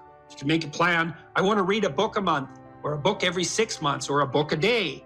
I don't care. Or I want to listen to a podcast a week, or something like that. It's like, expand yourself a bit. Have a plan to be educated. What else? What should you do with your time outside of work? Well, play a good game, right? Maybe you want to do something creative. If you're high in openness, that's probably what you want to do. Maybe you want to take on some civic responsibility and duty. That's what you might do if you're conscientious. Maybe you want to care for someone if you're agreeable. Or maybe you want a new domain for your ambition if you're more disagreeable. Maybe you want to work to make your family more secure. That would be a good way of constraining your trait neuroticism. Maybe you want to expand your social Engagements, you're extroverted. It's like, fine, those are good things to do with your time outside of work. They're all matched to your temperament. You can mix and match and do a bunch of those things at once. You know, I used to talk to my students at the U of T and say, well, how much time, by your own definition, how much time do you waste a day? And the median, which is the most typical amount of time wasted, was always about 8 hours. It's like, oh, you waste half your awake time. And you wonder why things aren't going for you that well in your life. You can just do the economic calculations. Well, let's say you're worth $25 an hour, all things considered. Maybe you can't find a job that would pay you that much, but that doesn't mean your time is only worth what you could attain in a given job, because everything you do now echoes into the future. And so let's say it's $25 an hour just for the sake of mathematical computation. Well, that's $200 a day. It's $1,400 a week. It's $5,600 a month. It's basically $70,000 a year. So every year that you spend wasting 8 hours a day, you deprive yourself of the equivalent of a full-time and somewhat generous income. So that's just, and if your life isn't going very well, you might think, well, maybe it's because I waste half of it. That there could be some relationship between those things. Then you might ask yourself, well, what would happen if I wasted none of it, like zero? And you might say, well, how difficult is life? Well, it's ultimately difficult. It's like, yeah, well, it is. So how much of it do you have to use properly in order to contend with that ultimate difficulty? And the answer might be, well, all of it. And if you're not, well, you're going to suffer, obviously, because it's difficult. And so if you're wasting time, then you're going to suffer. And so you might want to have a vision for what you do with your time. And you could ask yourself, well, if I could conceptualize and structure my free time the way I wanted to, what would that be? And then you'll have a vision. And that it's like a revelatory vision in some sense if you ask the question properly, because you can ask yourself these questions. You can ask yourself them in the micro domain. Let's say you come home from work every day to your waiting wife and children, just to take a stereotyped example. It's like, well, you're doing that every day. How would you like that homecoming to go? If you could have it the way you wanted it to be, it's like, what would you like your wife, how would you like your wife to welcome you when you returned home? And then you could sit down and talk to her. It's like, I come home every day. That's every day. That's like 15 minutes of every day. That's an hour a week. It's 50 hours a year. It's 1 work week. It's 2% of my life. It's like, how do I want to be welcomed when I come home? And your wife might say, well, how do I want you to welcome me when you come home? You might think, yeah, well, maybe we could get both of those right together. And then we could be welcomed in a way that was really good for both of us. What would that look like? Well, you know, I'm tired when I get home. And she might say, well, I'm tired too, because I've been taking care of the kids all day. And he might say, well, I don't want to hear about every problem that happened at home the second I get in. And she might say, well, I don't want to hear about all your problems at work right away either. It's like, okay, but we do need to talk through the problems. It's like, yeah, that would be helpful. So, you know, when I come home, why don't I say, honey, I'm home, and why don't you come and give me a hug? And why don't we notice for a moment that we're happy to be together, which is why we got married to begin with. And we could appreciate the fact that we're together. And then maybe we could have something to eat, and we can figure out how to arrange that. And then maybe we could sit for 15 minutes and talk about what happened during the day. And that could be our routine. It's like, well, what do you think of that? Well, here's how I'd modify it. It's like, okay, let's modify it that way. Well, then we'll implement it and see how it works. And then it's like 2% of your life fixed. You do that 50 times, which isn't that many times. It's 100% of your life is fixed. And then when it's fixed, you can even make it better. And doing that 50 times is just not that much. And lots of things iterate, right? You do the same thing every day. You get those things you do every day right, man, you're on the way to having your life together. That's the ritualization of time and space in some real sense. And the application of what's essentially a religious attitude to all the elements of your life that you might otherwise regard as mundane. Oh my God, I have to do the same thing every day. It's like, hey, that's your life, man. The things you do every day. Get those things right. I think actually that people are are quite hard on themselves. And, you know, this is one of the reasons that I believe that the presumption of innocence that characterizes our legal system is such an absolute bloody miracle. I cannot figure out how in the world that idea ever came about and developed universal acceptance. It's so unlikely. You know, if you deal with people in a clinical setting and they're somewhat depressed, which is not uncommon, and they've done something that they are guilty about, independent of whether they've done something that they feel guilty about, independent of whether they're actually guilty, they tend to take themselves apart. Now, that's especially true if you happen to be high in trait neuroticism, which is one of the big 5 traits: extroversion, which is a positive emotion dimension; neuroticism, a negative emotion dimension; agreeableness, which is compassion and politeness; conscientiousness, which is orderliness and industrious; and openness, which is intellect and openness proper, something like creativity. If you're higher than normal in neuroticism, it's very easy to take yourself apart if you're feeling guilty about something that you've done. And people, many people, will feel guilty about what they've done at the drop of a hat. I mean, first of all, they accuse themselves of their own shortcomings. And then if they are accused by someone else, it's often very, very difficult for them to mount their own defense, you know, to believe in their own innocence. You know, because you'd think, well, you know, the police come to your door, or a mob comes for you, let's say, on Twitter, and, you know, you're a stalwart sort of person, and you pronounce your innocence, and, you know, you're a brick wall. Nothing gets through that. And that's just not how it goes, man. If the mob comes for you on Twitter, the probability that if you're a reasonably well-socialized person, that you're going to be wondering what you did wrong and how you should apologize and what you should do to put yourself back in the good graces of the community is extraordinarily high. You know, because, well, you probably have done some things wrong in your life, and you probably are guilty about this and that, and perhaps you didn't conduct yourself perfectly.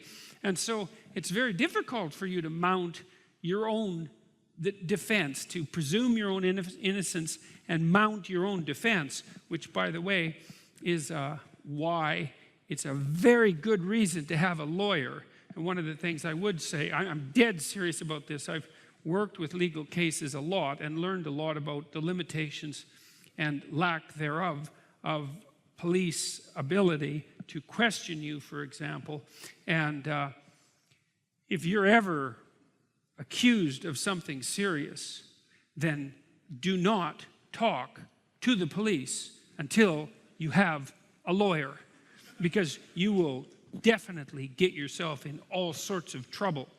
And so you might think, well, if you're innocent and the police will tell you this too, then you have nothing to be afraid of. Of course, that's complete bloody rubbish, because you always have something to be afraid of, and innocence and guilt are relative things, and they're not that easy to determine. So don't be so sure that you can defend yourself, especially for reasons we'll go into, but also don't be so sure that you don't need someone who's professional to stand sort of outside of you and to look at you like an individual among other individuals and to adjudicate your relative guilt or innocence in that manner. You know, in our legal system, you're actually not required to be perfect, and thank God for that. What you're required to be is reasonable, and like a reasonable and let's say somewhat normative human being. You're not required to go above and beyond the duty with regards to heroism, for example. I was involved in a court case. It was quite a terrible case where a woman was up on trial for murder, and she happened to be in the wrong place at the wrong time, shall we say. She was in a motorhome in a junkyard waiting for her boyfriend, and she happened to walk out of the motorhome just as a gang was killing an enemy, I guess, an enemy gang member with rocks. Very, very brutal. And they stripped her naked and told her that they would rape her and that they would kill her child. She had one child, unless she participated in the murder. And so she ended up dropping a rock on the unfortunate gentleman's head, although by all appearances he was well on the way to being dead at that point. And at that point in Canada, the law was there was no excuse for participating in homicide, regardless of the, what would you call, ameliorating preconditions. But they did decrease her culpability substantially because they believed there was genuine reason for her to believe that her life was threatened and that she was going to be subjected to sexual assault, and that her child, I don't think they did threaten her child, but they did certainly threaten her child with no longer having a mother. So in any case, we can get involved in very terrible things, and it's very difficult for us to defend ourselves. You need a lawyer to do that. And so that's a good piece of practical advice, and I would strongly recommend that you follow it if you ever happen to find yourself in trouble. It's also the case if you find yourself in trouble at work or on social media. You know, it's hard to sit and remind yourself that you deserve the benefit of the doubt and then to try to make a coherent case for that. One of the things I often did for my clients who were in trouble at work for one reason or another, often because, well, for a variety of reasons, sometimes because they hadn't done everything they should have at work, you know, and so they carried some burden of responsibility for that, but sometimes because there were people who were genuinely malevolently predisposed towards them, bullying them in terrible ways, and they just weren't good at mounting their own defense, which was also one of the things, by the way, that made them prone to being bullied. And so we would work for hours on at least hypothetically outlining a story that involved the possibility that the person who was being accused, so that would be my client, was actually innocent of the charges. You know, and that's something that's useful to do for yourself if you ever run into trouble. You don't have to believe that you're innocent to begin with, but you could make the strongest case possible that you are, right? Because everyone's entitled to a strong defense, and then just see how that flies, you know, see if it's coherent. I mean, you could make the opposite case too, just so you know what you might be in for, but, you know, we have an adversarial system for a reason, and part of the reason is that one of the easiest ways to get at the truth, insofar as that's possible, and that's not an easy thing, is to attack, you know, with a certain degree of intensity and viciousness, and defend with a certain degree of intractability and coherence, and you need both of those. Life has proximal meanings, right? There's the meaning that you experience when you're engaged in a piece of art, or when you're reading, or when you're engrossed in a movie or in a conversation. There's the meaning that emerges within your relationships with people that you cherish or are enthusiastic with. There's meanings of security and predictability. There's meanings of duty and responsibility and active engagement with your job and your career. There's meanings of aesthetic pleasure. Now, all of those have their value, and each of them has their place. And, you know, maybe there's a hierarchy of value there as well, so that some of those meanings are deeper than others.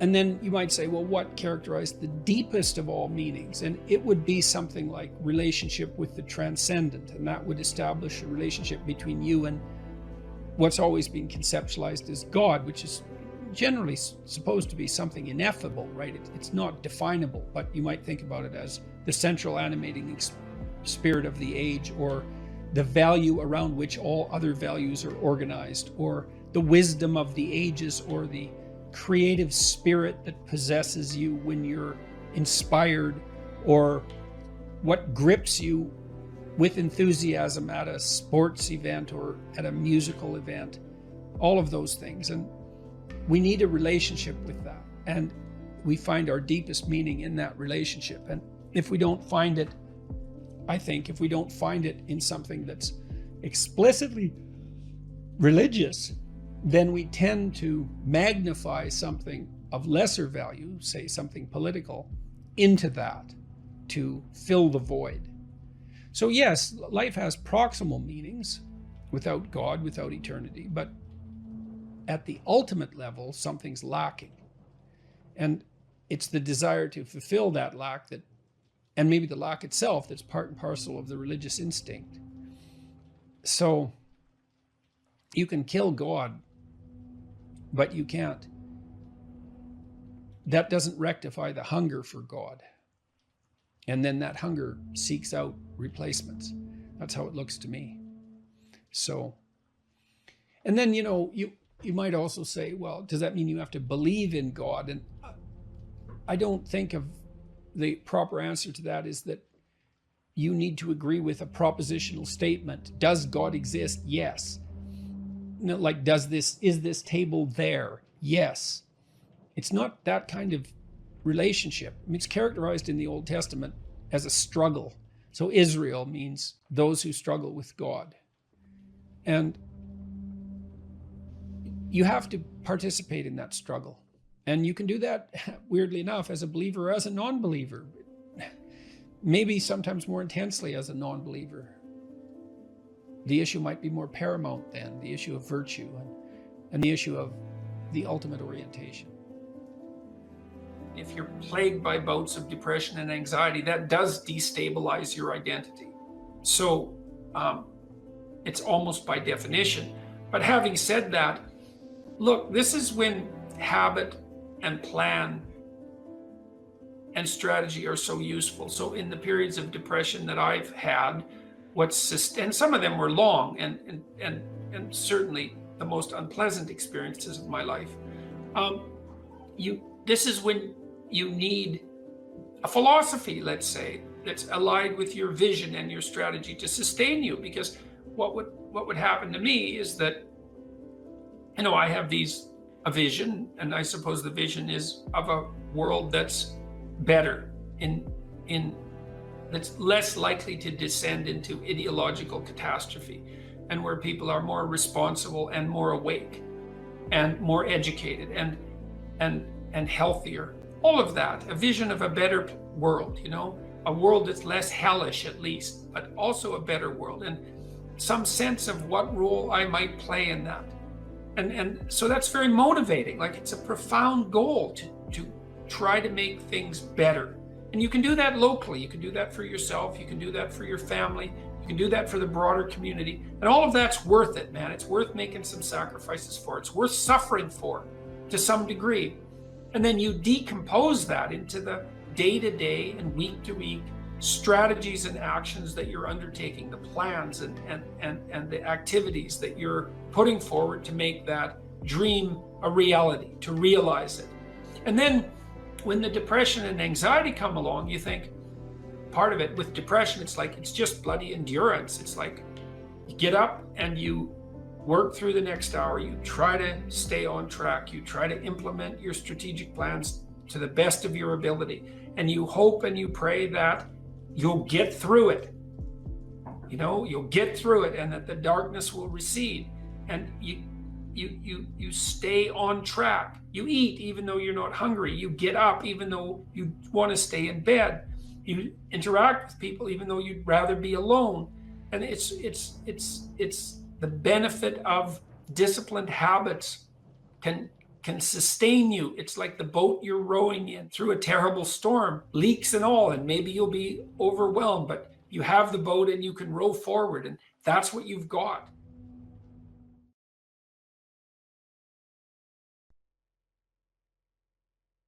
What we mean by soul is something like animating spirit. And you might say, well, what's a spirit? And well, that's actually rather easy to answer. So when a child of 4 is playing house, let's say when a child of 4 is playing house, she acts out the role of the mother. But acting out, that's a strange thing, right? Because she doesn't literally duplicate in her actions or her perceptions in the game what she observed her mother literally doing. So for example, she didn't go into her mother's bedroom when her mother awoke and watched her turn her head in a particular way to awaken and count the number of blinks so that she could mimic that in her play. And you think that's absurd, but it's not absurd if it's just mimicry. It's not. It's unbelievably sophisticated. So what the girl does is she watches her mother manifest maternal behavior across a vast array of instances, and she integrates that with the image of the mother she's received from all the books she's been read and all the little movies she's watched, the Disney movies and so forth. And she abstracts out the animating principle of the maternal, and then she embodies that in play, and usually with a little boy, and that's practice for what's going to come later. It's unbelievably sophisticated, and she's embodying a spirit, and the spirit there is the abstraction of the central animating principle from multiple embodiments of its manifestation. And if you think children can't do that, well, then you don't know anything about children, because they do that all the time in their pretend play, which is a necessary precursor to healthy psychological development. And so part of what we refer to as the soul is the presence of that spirit, or maybe even the capacity of embodying such spirits. And it's very difficult to know how deep that goes. I had a vision at one point of all the men in my life who've been particularly influential in a benevolent way. And you think, well, just a mere notion of the idea that there could be a benevolent way that would unite the acts of benevolence across a series of men, that's all comprehensible to you. You take that as a matter of course when you say that there are such things as good men, and you can identify them, right? Something stable about whatever is good across multiple manifestations of incarnation, let's say. And I saw that transform into the Father person of the Trinity as the embodiment of that benevolent spirit. Now, I don't have any idea what that means metaphysically, because who does? But that spirit manifesting itself within is certainly part of what we refer to when we talk about the soul. And you can see that shine through people. I mean, it's part of what gives someone charisma.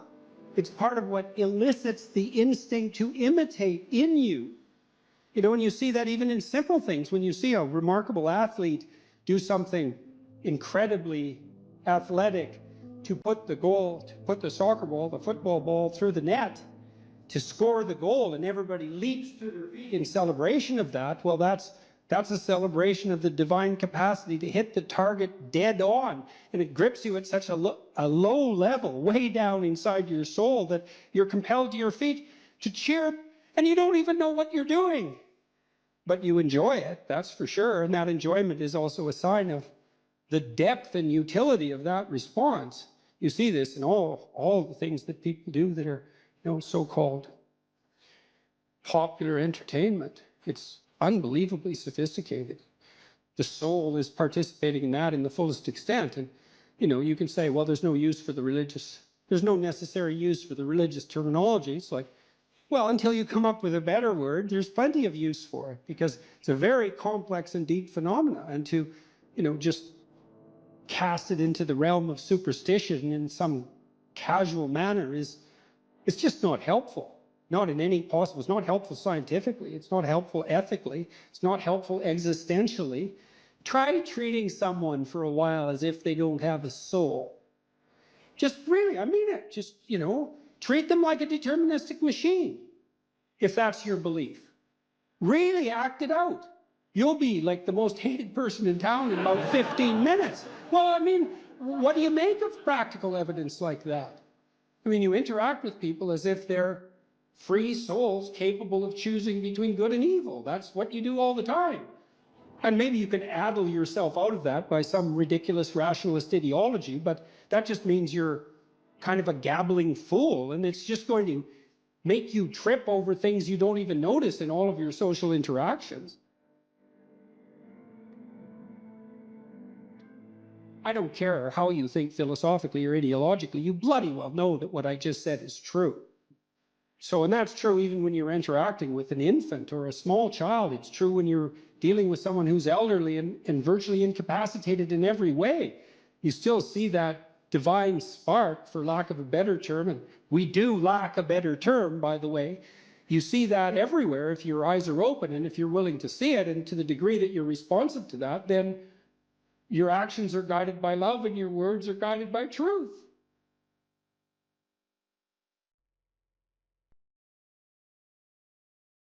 when I was 25 or so, I probably weighed about 138 pounds. I smoked like a pack of cigarettes a day.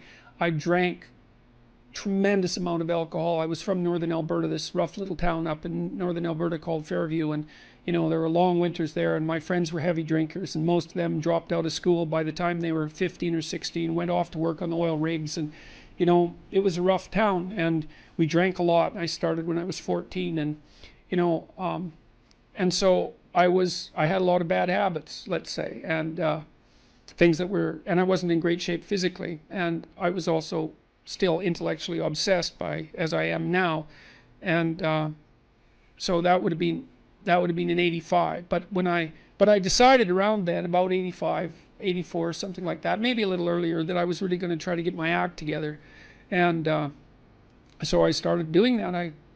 First of all, I quit smoking. Well, that took a long time because I eventually had to quit drinking too in order to quit smoking, and I started working out, started playing sports, which I'd never done. I was a small kid. I'd been skipped a grade, and I was a small for my age, so sports were never, especially team sports, were never really a domain of expertise for me. Although I skied and went trapping with my dad, went, you know, cross-country skiing and camping and all that. So, but when I went to graduate school, I started swimming. The first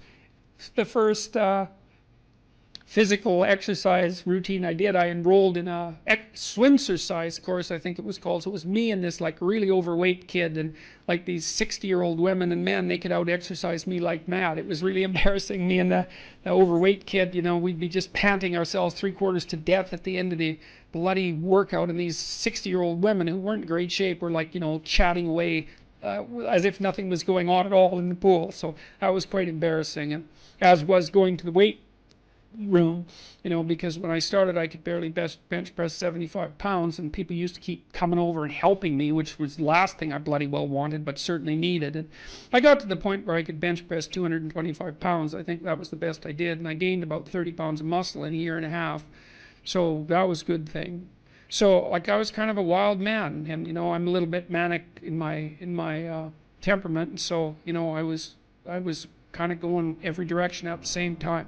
So, and you know, I don't regret that. I had a fine time when I was a kid, but I needed really to get disciplined, and I had to do it because I was working on these hard problems that, you know, that I've been discussing with all of you, and I've been working on them really, you know, obsessively since I was probably about 18, maybe even earlier than that. Got to the point around 25 when I was in graduate school trying to get my PhD, so doing all my research. Like I published 15 papers by the time I graduated with my PhD, which was I think by a fairly large measure the most papers that any graduate student at that time had ever published at McGill. I think that's right. It might have been twice as many, or maybe twice as many, maybe even 3 times as many. And at the same time I wrote Maps of Meaning, which was a terribly difficult thing to do, because I was writing about 3 hours a day doing that, and I couldn't do all that and continue with my misbehavior, you know, my sort of, my, what would you say, my hedonistic, my massive hedonistic consumption of alcohol and all of that. I just couldn't keep it up, and also work seriously on the issues that were at hand. So, you know, I had to stop. That's a sacrifice. I had to stop messing about and straighten myself out. And I got married. Well, the woman who's my wife, Tammy, who I've known since she was 8 years old, she lived across the street from me in this little town called Fairview, and I was in love with her like the first time I saw her, which is quite the bloody thing.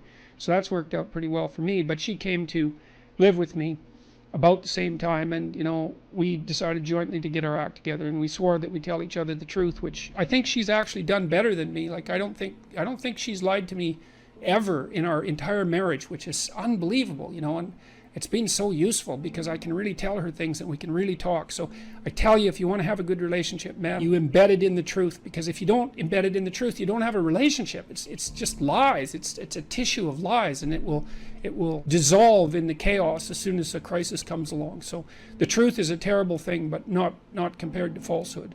So there's this old story in King Arthur where the knights go off to look for the Holy Grail, which is either the cup that Christ drank out of at the Last Supper, or the cup into which the blood that gushed from his side was poured when he was crucified. The stories vary, but it's basically a holy object, like the phoenix in some sense, that's a representation of transformation. So it's an ideal, and so King Arthur's knights who sit at a round table, because they're all roughly equal, go off to find the most valuable thing, and where do you look for the most valuable thing when you don't know where it is? Well, each of the knights looks at the forest surrounding the castle and enters the forest at the point that looks darkest to him. And that's a good thing to understand, because the gateway to wisdom and the gateway to the development of personality, which is exactly the same thing, is precisely through the portal that you do not want to climb through. And the reason for that's actually quite technical. This is a Jungian presupposition too, is that, well, there's a bunch of things about you that are underdeveloped, and a lot of those things are because there's things you've avoided looking at because you don't want to look at them, and there's parts of you you've avoided developing because it's hard for you to develop those parts. And so it's by virtual necessity that what you need is where you don't want to look, because that's where you've kept it. And that's why there's, you know, an idiosyncratic element of it for everyone. Your particular place of enlightenment and terror is not going to be the same as yours, except that they're both places of enlightenment and terror. So they're equivalent at one level of analysis and different at another. So anyways, back to fiction and what it does. It distills truth, and it produces characters that are composites. And the more they become composites, the more they approximate a mythological character. And so they become more and more universally true and more approximating religious deities. But the problem with that is they become more and more distant from individual experience. And so with literature, there's this very tight line where you need to make the character more than merely human, but not so much of a god that, you know, one of the things that happened to Superman in the 1980s, Superman started out, he's got a heavenly set of parents, by the way, and an earthly set of parents, and he's an orphan like Harry Potter. Very common theme is that when Superman first emerged, he could only jump over buildings, you know, and maybe he could stop a locomotive. But by the time the 1980s rolled around, like, he could juggle planets and, you know, swallow hydrogen bombs, and, you know, he could do anything. Well, people stopped buying the Superman comics because how interesting is that? It's like something horrible happens and Superman deals with it. And something else horrible happens and Superman deals with it. And it's like, that's dull. He turned into such an archetype. He was basically the omniscient, omnipresent, omnipotent God, and that's no fun. It's like God wins, and then God wins again, and then again God wins, and, you know, so then they had to weaken him in different ways with kryptonite, you know. So green kryptonite kind of made him sick, and red kryptonite, I think, kind of mutated him, if I remember correctly. And anyways, they had to introduce flaws into his character so that there could be some damn plot. And that's something to think about, you know. There's a deep existential lesson in that your being is limited and flawed and fragile. You're like the genie, which is genius in the little tiny lamp, you know, this immense potential, but constrained in this tiny little living space, as Robin Williams said when he played the genie in Aladdin. But the fact that you have limitations means that the plot of your life is the overcoming of those limitations, and that if you didn't have limitations, well, there wouldn't be a plot, and maybe there would be no life. And so that's part of the reason why perhaps you have to accept the fact that you're flawed and insufficient, and live with it and consider it a precondition for being. It's at least a reasonable idea. So anyways, one of the main characters is the country, the known, the explored territory. We went over that a bit, and it always has two elements. I mean, your country is your greatest friend and your worst enemy, you know, because it squashes you into conformity and demands that you act in a certain manner, and reduces your individuality to that element that's tolerated by everyone else, and it constrains your potential in a single direction. And so it's really tyrannical, but at the same time it provides you with a place to be, and all of the benefits that have accrued as a result of the actions of your ancestors and all the other people that you're associated with. So there's the good tyrant or the bad tyrant and the good king, and those are archetypal figures, and that's because they're always true, and they're always true simultaneously, you know, which is partly why I object to the notion of the patriarchy, because it's a it's the what do you call that? It's the apprehension of a mythological trope, which is that of the evil tyrant, without any appreciation for the fact that the archetype actually has two parts, and the other part is the wise king. And you know, you can tell an evil tyrant story about culture, no problem, but it's one-sided, and that's very dangerous, because you don't want to forget all the good things that you have while you're criticizing all the ways that things are in error. That's a lack of gratitude, and it's a lack of wisdom, and it's founded in resentment, and it's very dangerous, both personally and socially. I told you that Captain Hook is a tyrant because he's got this crocodile chasing him, and the crocodile has a clock in its stomach, and that's death. It's like, obviously, right? Tick, tick, tick, tick. And it's a crocodile, and it's under the water, and it's already got a taste of him, so he's being chased around by death, and that makes him terrified and resentful and cruel and bitter, and so he's a tyrant. And he wants to wreak havoc everywhere. And then Peter Pan, of course, looks at Captain Hook and thinks, why the hell should I grow up and to be a tyrant and sacrifice all the potential of childhood? And the answer to that is, the potential sacrifices itself if you don't utilize it as you mature, and you just end up a 40-year-old lost boy, which is a horrifying thing to behold. It's almost as if you're the corpse of a child, the living corpse of a child, because who the hell wants a 6-year-old, 40-year-old? You're a little on the stale side by that point, and not the world's happiest individual. So, you know, your potential is going to disappear because you age anyways, and so you might as well shape that potential in a particular direction and at least become something, no matter how limited, rather than nothing. So, you know, Peter Pan, that's a great story. It's a great mythological story. So, well, so let's talk about tyrants. Well, not only are they mythological figures, but they exist, and they tend to be deified. I mean, Stalin was, for all intents and purposes, God the Father in Soviet Russia, although he was pretty much only the worst elements of Old Testament God, who was, you know, constantly smiting people and wiping out populations and doing all sorts of things that seemed to be quite nasty. But nonetheless, you know, people worshipped him in many ways, and he's a representation of just exactly what goes wrong when things really go wrong, when people stop paying attention and when they all lie. Because one of the things that characterized the communist state was that no one ever got to say anything they actually believed, ever. And that was partly because 1 out of 3 people was an informer, which meant if you had a family of 6 people, 2 of them were informing on the government about you, and that included your own children.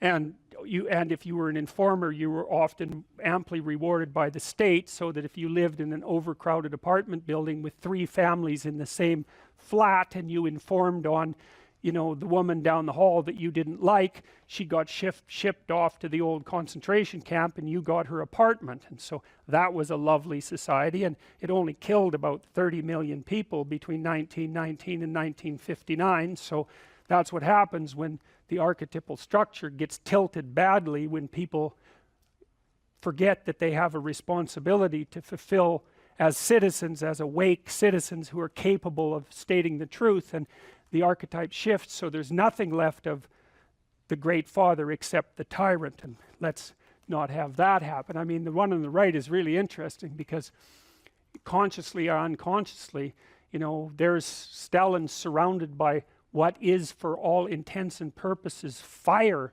You know, he looks like Maleficent in Sleeping Beauty when she shows up at Aurora's christening. You know, she puts her arms up in the air and green fire surrounds her. It's like,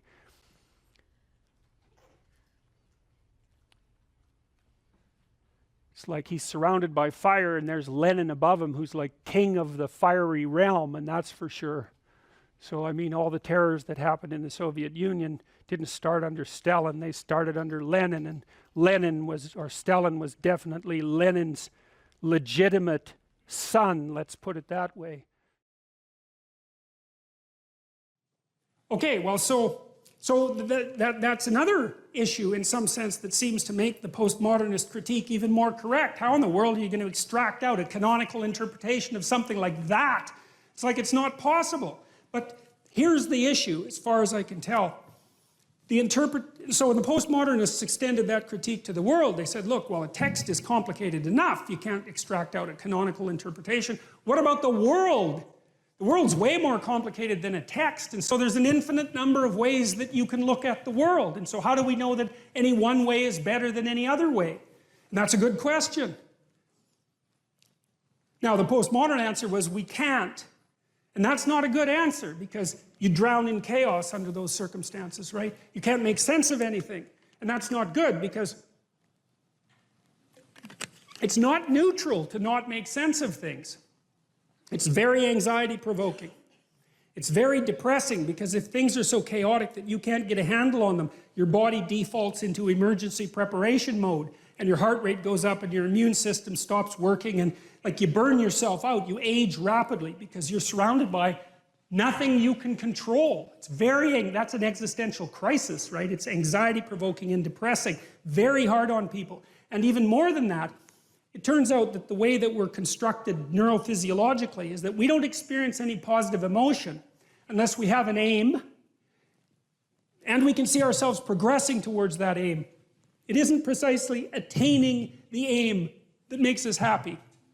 As you all know, if you've ever attained anything, because as soon as you attain it, then the whole little game ends. Then you have to come up with another game, right? So it's Sisyphus, and that's okay, but it does show that the attainment can't be the thing that drives you, because it collapses the game. That's what happens when you graduate from university. It's like you're king of the mountain for one day, and then you're like surf at Starbucks for the next 5 years, you know? So, yeah. So what happens is that human beings are weird creatures, because we're much more activated by having an aim and moving towards it than we are by attainment. And what that means is you have to have an aim, and that means you have to have an interpretation. And it also means that the nobler the aim, that's one way of thinking about it, the better your life. And that's a really interesting thing to know, because, you know, you've heard ever since you were tiny that you should act like a good person, and you shouldn't lie, for example. And you might think, well, why the hell should I act like a good person, and why not lie? I mean, even a 3-year-old can ask that question, because smart kids learn to lie earlier, by the way. And they think, well, why not twist the fabric of reality so that it serves your specific short-term needs? I mean, that's a great question. Why not do that? Why act morally? If you can get away with something, and it brings you closer to something you want, well, why not do it? These are good questions. It's not self-evident. Well, it seems to me tied in with what I just mentioned. It's like you destabilize yourself and things become chaotic. That's not good. And if you don't have a noble aim, then you have nothing but shallow, trivial pleasures, and they don't sustain you. And that's not good, because life is so difficult, it's so much suffering, it's so complex. It ends, and everyone dies, and it's painful. It's like, without a noble aim, how can you withstand any of that? You can't. You become desperate, and once you become desperate, things go from bad to worse very rapidly when you become desperate. And so there's the idea of the noble aim, and it's not something, it's something that's necessary. It's the bread that people cannot live without, right? That's not physical bread. It's the noble aim. And what is that? Well, it was encapsulated in part in the story of Marduk. It's to pay attention. It's to speak properly. It's to confront chaos. It's to make a better world. It's something like that. And that's enough of a noble aim so that you can stand up without, you know, cringing at the very thought of your own existence, so that you can do something that's worthwhile to justify your wretched position on the planet. So now the literary issue is that, so look, you take a text, you can interpret it a variety of ways, but that's not right. This is where the postmodernists went wrong, because What you're looking for in a text, and in the world for that matter, is sufficient order and direction. So then we have to think, well, what does sufficient order and direction means? Well, you don't want to suffer so much that your life is unbearable, right? That just seems self-evident. Pain argues for itself. I think of pain as the fundamental reality because no one disputes it, right? I mean, even if you say that you don't believe in pain, it doesn't help when you're in pain. You still believe in it, right? You can't pry it up with logic and rationality. It just stands forth as what the fundament of existence, and that's actually quite useful to know. You say, well, you don't want any more of that than is absolutely necessary. And I think that's self-evident. And then you say, well, wait a minute, it's more complicated than that. You don't want any more of that that's necessary today, but also not tomorrow and not next week and not next month and not next year. So however you act now, better not compromise how you're going to be in a year, because that would just be counterproductive. That's part of the problem with short-term pleasures, right? It's like act in haste, repent at leisure. Everyone knows exactly what that means. So you have to act in a way that works now and tomorrow and next week and next month and so forth. And so you have to take your future self into account. And human beings can do that. And taking your future self into account isn't much different than taking other people into account, right? Because I remember there's this Simpson episode, and Homer downs a quart of mayonnaise and vodka. And he says, Marge says, you know, you shouldn't really do that. And Homer says, that's a problem for future Homer. I'm sure glad I'm not that guy.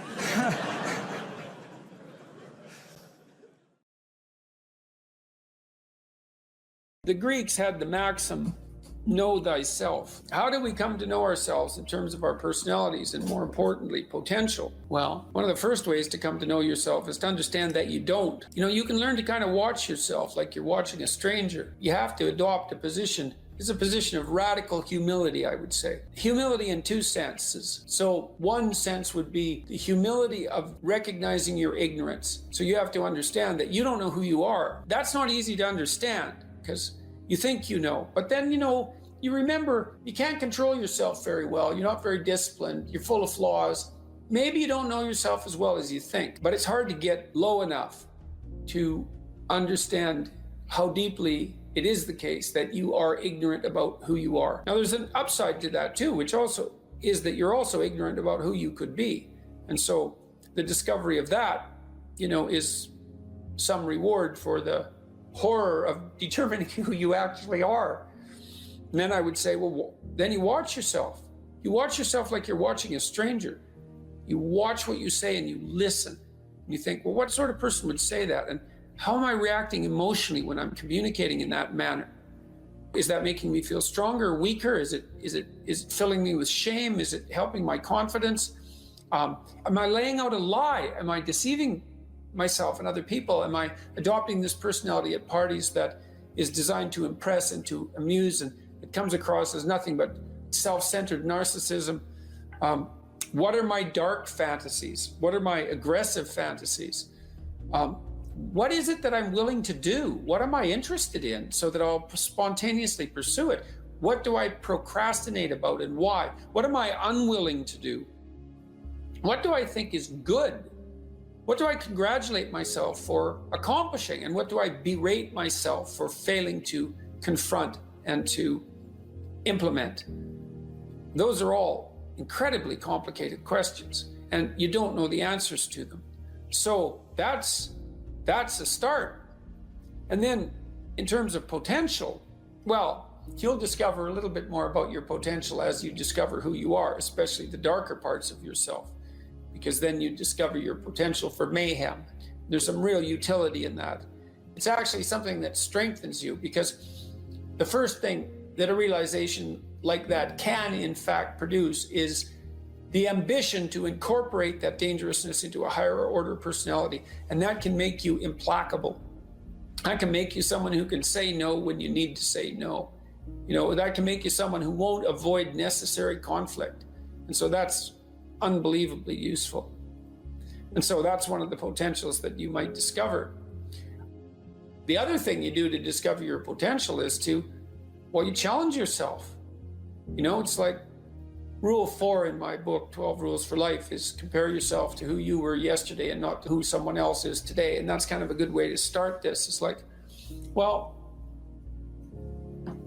take a bit of a look at yourself and think about what's not so good that you could improve, that you should improve by your own standards, and that you would improve, and set yourself a little goal. Maybe you're not studying at all at your university, or maybe you're at work and you've got this stack of paper there, and you haven't looked at that damn stack for like a month, and you know that you should be, and you're bothering yourself at night because you're avoiding that. You think, well, I've avoided that stack of paper completely for 1 month. I'm quite a coward when it comes to whatever snakes might be hidden in that stack of paper. How about tomorrow I just put that stack of paper in front of me on my desk and I glance through it for 15 seconds. See if I can do that. It's like, well, you set yourself a goal of improvement. It's a humble goal, because really, are you such a coward that the best that you can bloody well manage after a month of avoidance is 15 seconds of exposure to a stack of paper? It could easily be. You've been avoiding it. You're obviously afraid of it. And so the situation could be that dismal and dire. And you might think, well, geez, it's no balm to my ego. It's not fostering the strength of my ego to recognize in myself someone who could only withstand 15 seconds of exposure to that thing I'm afraid of. And so that's a form of humility too. It's like, there's things you could do to improve, and you know what they are. And there's small steps that you could take, that you might take, that would put you in that direction. And then the question is, are you big enough to take those small steps? Are you capable of grappling with the fact that you're fundamentally flawed to the point where you have to break things down into almost childlike steps in order to manage them? And the answer to that is, yeah, you are. And that's the lot of, I don't know if it's the lot of everyone. Most people have things they avoid, and they're afraid of. So I would say to some degree, it's the lot of everyone. People vary in the degree to which they've conquered that. And you do meet people from time to time who are extraordinarily disciplined. But most of the time they've got disciplined in exactly this manner. It's through slow incremental improvement. And then you challenge yourself. It's like, well, could I do this? That would be better. Then you find out, and then you think, well, is there something slightly larger and more challenging that I could do that would be better? And you try it and you find out. And as you try it and you find out, generally you get better at it, and you can take on larger and larger challenges. You take responsibility for yourself. That's part of standing up straight with your shoulders back. It's like, take on the world, man, but only at the level that you can manage. When you're ignorant and biased and deeply flawed and immature, it's where everyone starts. You don't want to bite off more than you can chew, but it doesn't mean that you can't wrestle with part of reality. Some part that's small enough so that you have a good shot at victory. And to put yourself together, this first steps towards that is to allow yourself to be a fool, right? It's because you don't know what you're doing. You have to admit that. And there's going to be a loss of ego or destruction of ego, arrogant ego that necessarily accompanies that. But you need the loss of that arrogant ego, because it's precisely what's interfering with your movement forward. It's part of the adversarial process, mythologically speaking, that stops moral progress.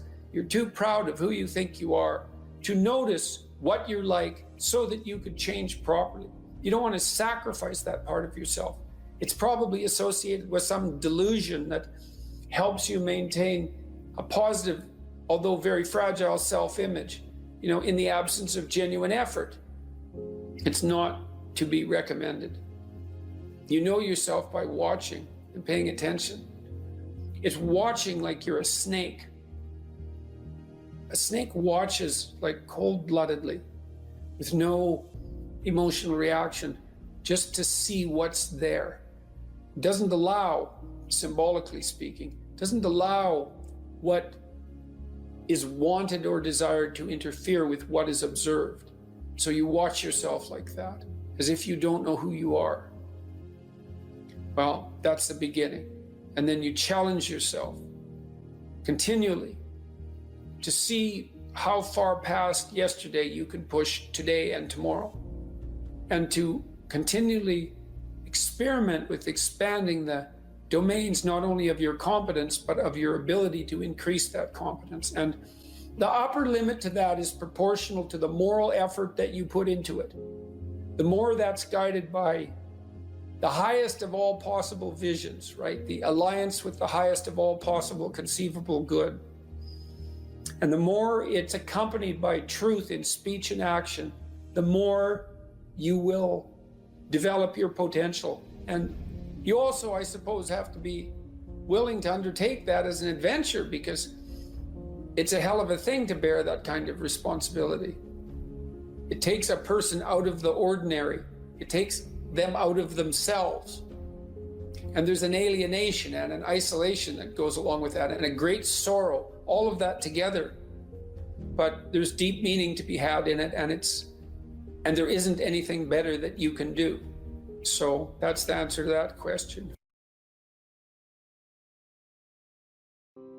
Well, one of the things that I think can be really useful, and this is also a skill that will serve you well for the rest of your life, is to start using a schedule, like a Gmail calendar, and schedule in studying time, for example.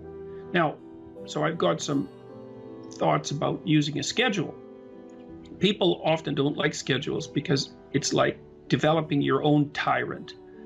You know, it's okay, well, here's a whole bunch of things I have to do tomorrow. That's my schedule, and I better stick with it, or I'm a bad person, I'm a failure.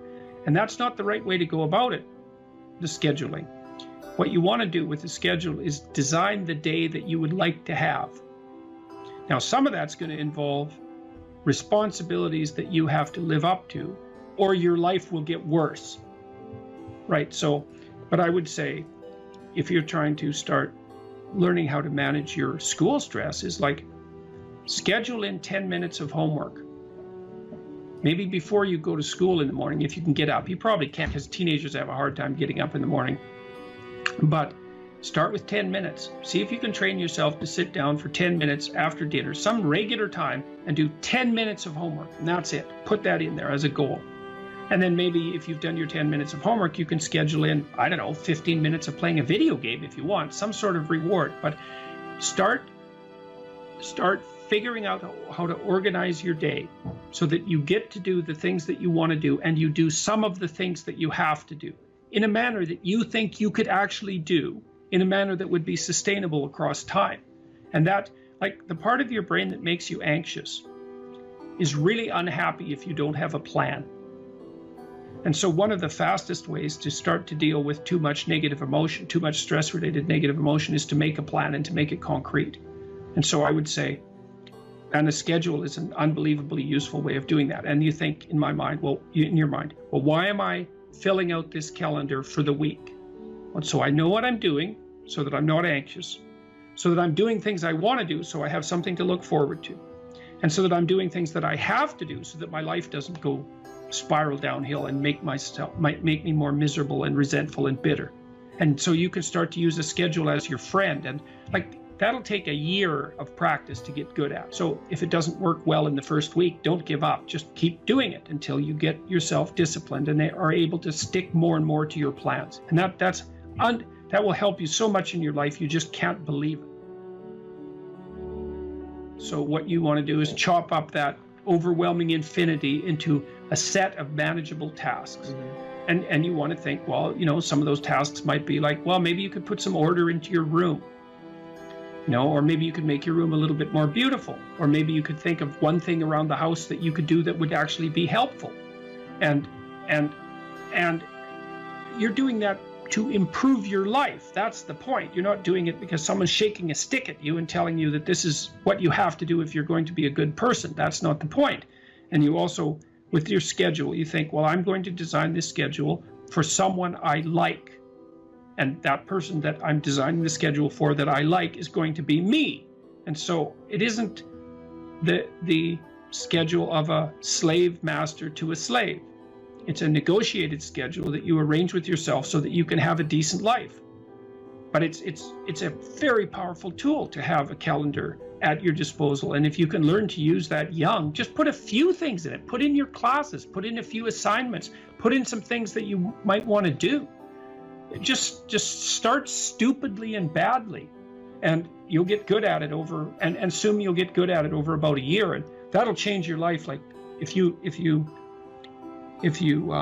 learn to listen to people, if you decide that you're not going to say things that you know to be untrue, and if you learn how to schedule your time, your life will change for the better so much that you won't believe it, and that will keep happening more and more and more and more as you get older. So it's a great thing to start practicing if you could start practicing that when you're a teenager, and you get that under control by the time you're 18, you'll be absolutely deadly. You'll be so far ahead of other people who don't do any of that you won't believe it, and you'll just continue to accrue benefits as a consequence. Well, the thing is that, or one of the things is that, you are going to be putting up with other people's problems and troubles for the rest of your life. And what you want to do is live your life in a manner that makes all of that tolerable. And so I would say, with the scheduling and with the attempt to speak honestly, and with the development of goals that are valuable to you, you're going to be occupied enough with your own life and see enough of the quality of that life so that you'll be able to tolerate a fair bit of noise and stress coming at you from other directions. And I would also say that the more that you put yourself together in the manner that we've already discussed, the better other people will treat you, and the less unnecessary suffering and distress that you're going to encounter. And I would say, and I'll close with this, I would say to your viewers, don't underestimate the utility of getting your act together. Another thing you can do is, and this is like deciding that you're going to stop saying things that you know not to be true. The other thing is, you could decide to stop doing things that you notice make you weak. And it's a game that you're playing with yourself. It's like you're out with your friends, you do something maybe because you think it'll make you popular, and you notice that makes you feel kind of subordinate and weak, and think, aha, I shouldn't do that again. I don't know exactly what it is that I did wrong, but it made me feel weak. It made me feel like I was coming apart at the seams. It's not the thing I should repeat. So you try to do things that make you stronger. You try to say things that make your speech more true and accurate. You try to aim at things that you think are worth attaining, and you get yourself disciplined and in order, and that will do. There's nothing else you can do in your life that will be of more benefit to you and to other people simultaneously. And if you could start that when you're a kid, man, I tell you, you'll be so far ahead.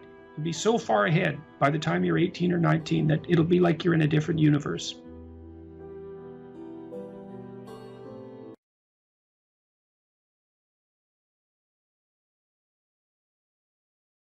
I had an interesting experience the other day. I went to the keg. I go there because I have food allergies, and they're very careful with people who have food allergies. And the waiter took me to the table, and he said that he had been watching my lectures, and that's a very common experience. And he was happy about that, and he said that he'd had 2 promotions at the keg in the last 4 months because he'd been watching my lectures. And I really found that an affecting experience, because, you might say, well, he's working as a waiter at the keg, and there's nothing particularly heroic about that. And I disagree with that, actually, because I don't care where you're located, you can do a hell of a job, and I mean that literally.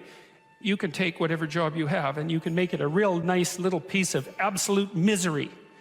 Or you can act like a civilized human being and notice that no matter where you are, there's a richness and a complexity that's completely inexhaustible right at hand. And then you can take that seriously, and you can say, well, I happen to be a waiter at the keg, and he's a young guy, and perhaps that isn't where I want to end up, but it's not nothing. It's a rich environment, and I can make it a lot better if I want to. I can get along properly with my coworkers and not gossip behind their back, and I can treat my customers properly, and if an opportunity comes my way, I can take it, and I can see what happens. And so he said that's what he'd started doing, and that things were working out much better for him. He was in a much better job than he was 3 months ago. And 3 months, that's nothing, right? I mean, that's a nice trajectory. It's an uphill trajectory, and that's what you want, really. an uphill trajectory is actually even better than being somewhere good as far as I'm concerned, because one of the things that really makes your life meaningful is the clear realization that you're headed somewhere better than you are now. And then it's even better if you also understand that there's a direct causal relationship between the things that you're doing and the steepness of that incline. And so I get a lot of letters from people like that, and they say, well, you know, I've been listening to these lectures and I decided that I'm going to try to take responsibility for my life, and so I've started to stop doing all the stupid things that I know that are stupid, that I know I shouldn't be doing, and I've started doing some of the things that aren't stupid that I know I should be doing, which seems pretty obvious, really, if you think about it. But obvious though it may be, that isn't necessarily what people do. And then they write and say, you can't believe what difference that makes. And they're thrilled about it. And so I'm thrilled about it when I get letters like that, because I really don't experience anything as better than a letter like that or a message like that, because it's so good to see things that aren't so good replaced by something better. And I really do think it's an open question. I truly believe it's an open question to what degree we could make things better if that's what we actually aimed at doing. Well, there's two modes of being in the world, right? There's one where you adopt the responsibility for living properly, for being properly, and you make the sacrifices necessary for doing that, and then everything will flourish properly. And the other one is a pathway of resentment and bitterness and rejection and murder and genocide, and that just seems exactly right to me.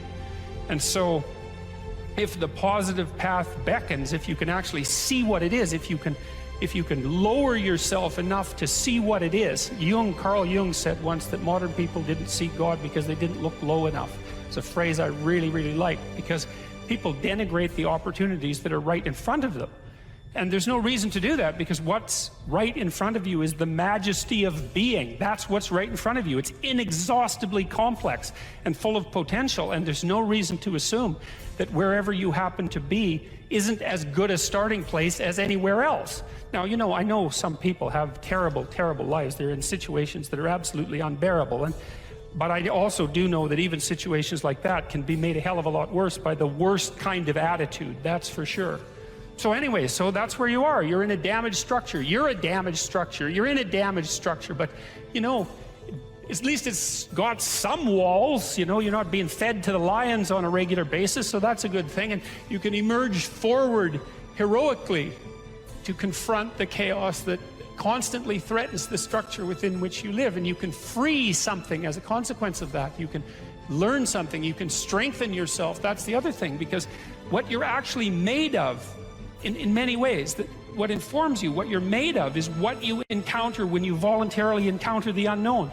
And so the more you voluntarily encounter the unknown, the more you get made of. And the more you get made of, the more there is to you. And then the more you're good at encountering the unknown and restructuring order and calling forth proper order out of the potential of being. And God, you got to think, why wouldn't you do that, since you can do that? And it's an endless mystery. You know, I think part of it is that people don't aspire to the highest good because they're deeply ashamed of themselves and their weaknesses and their insufficiencies. And that's not the only reason. I mean, there's the desire to avoid responsibility, and there's all the negative motivations as well, like resentment and hatred and the desire to make things worse. I don't want to, you know, give us too much of a break, but it's something like that.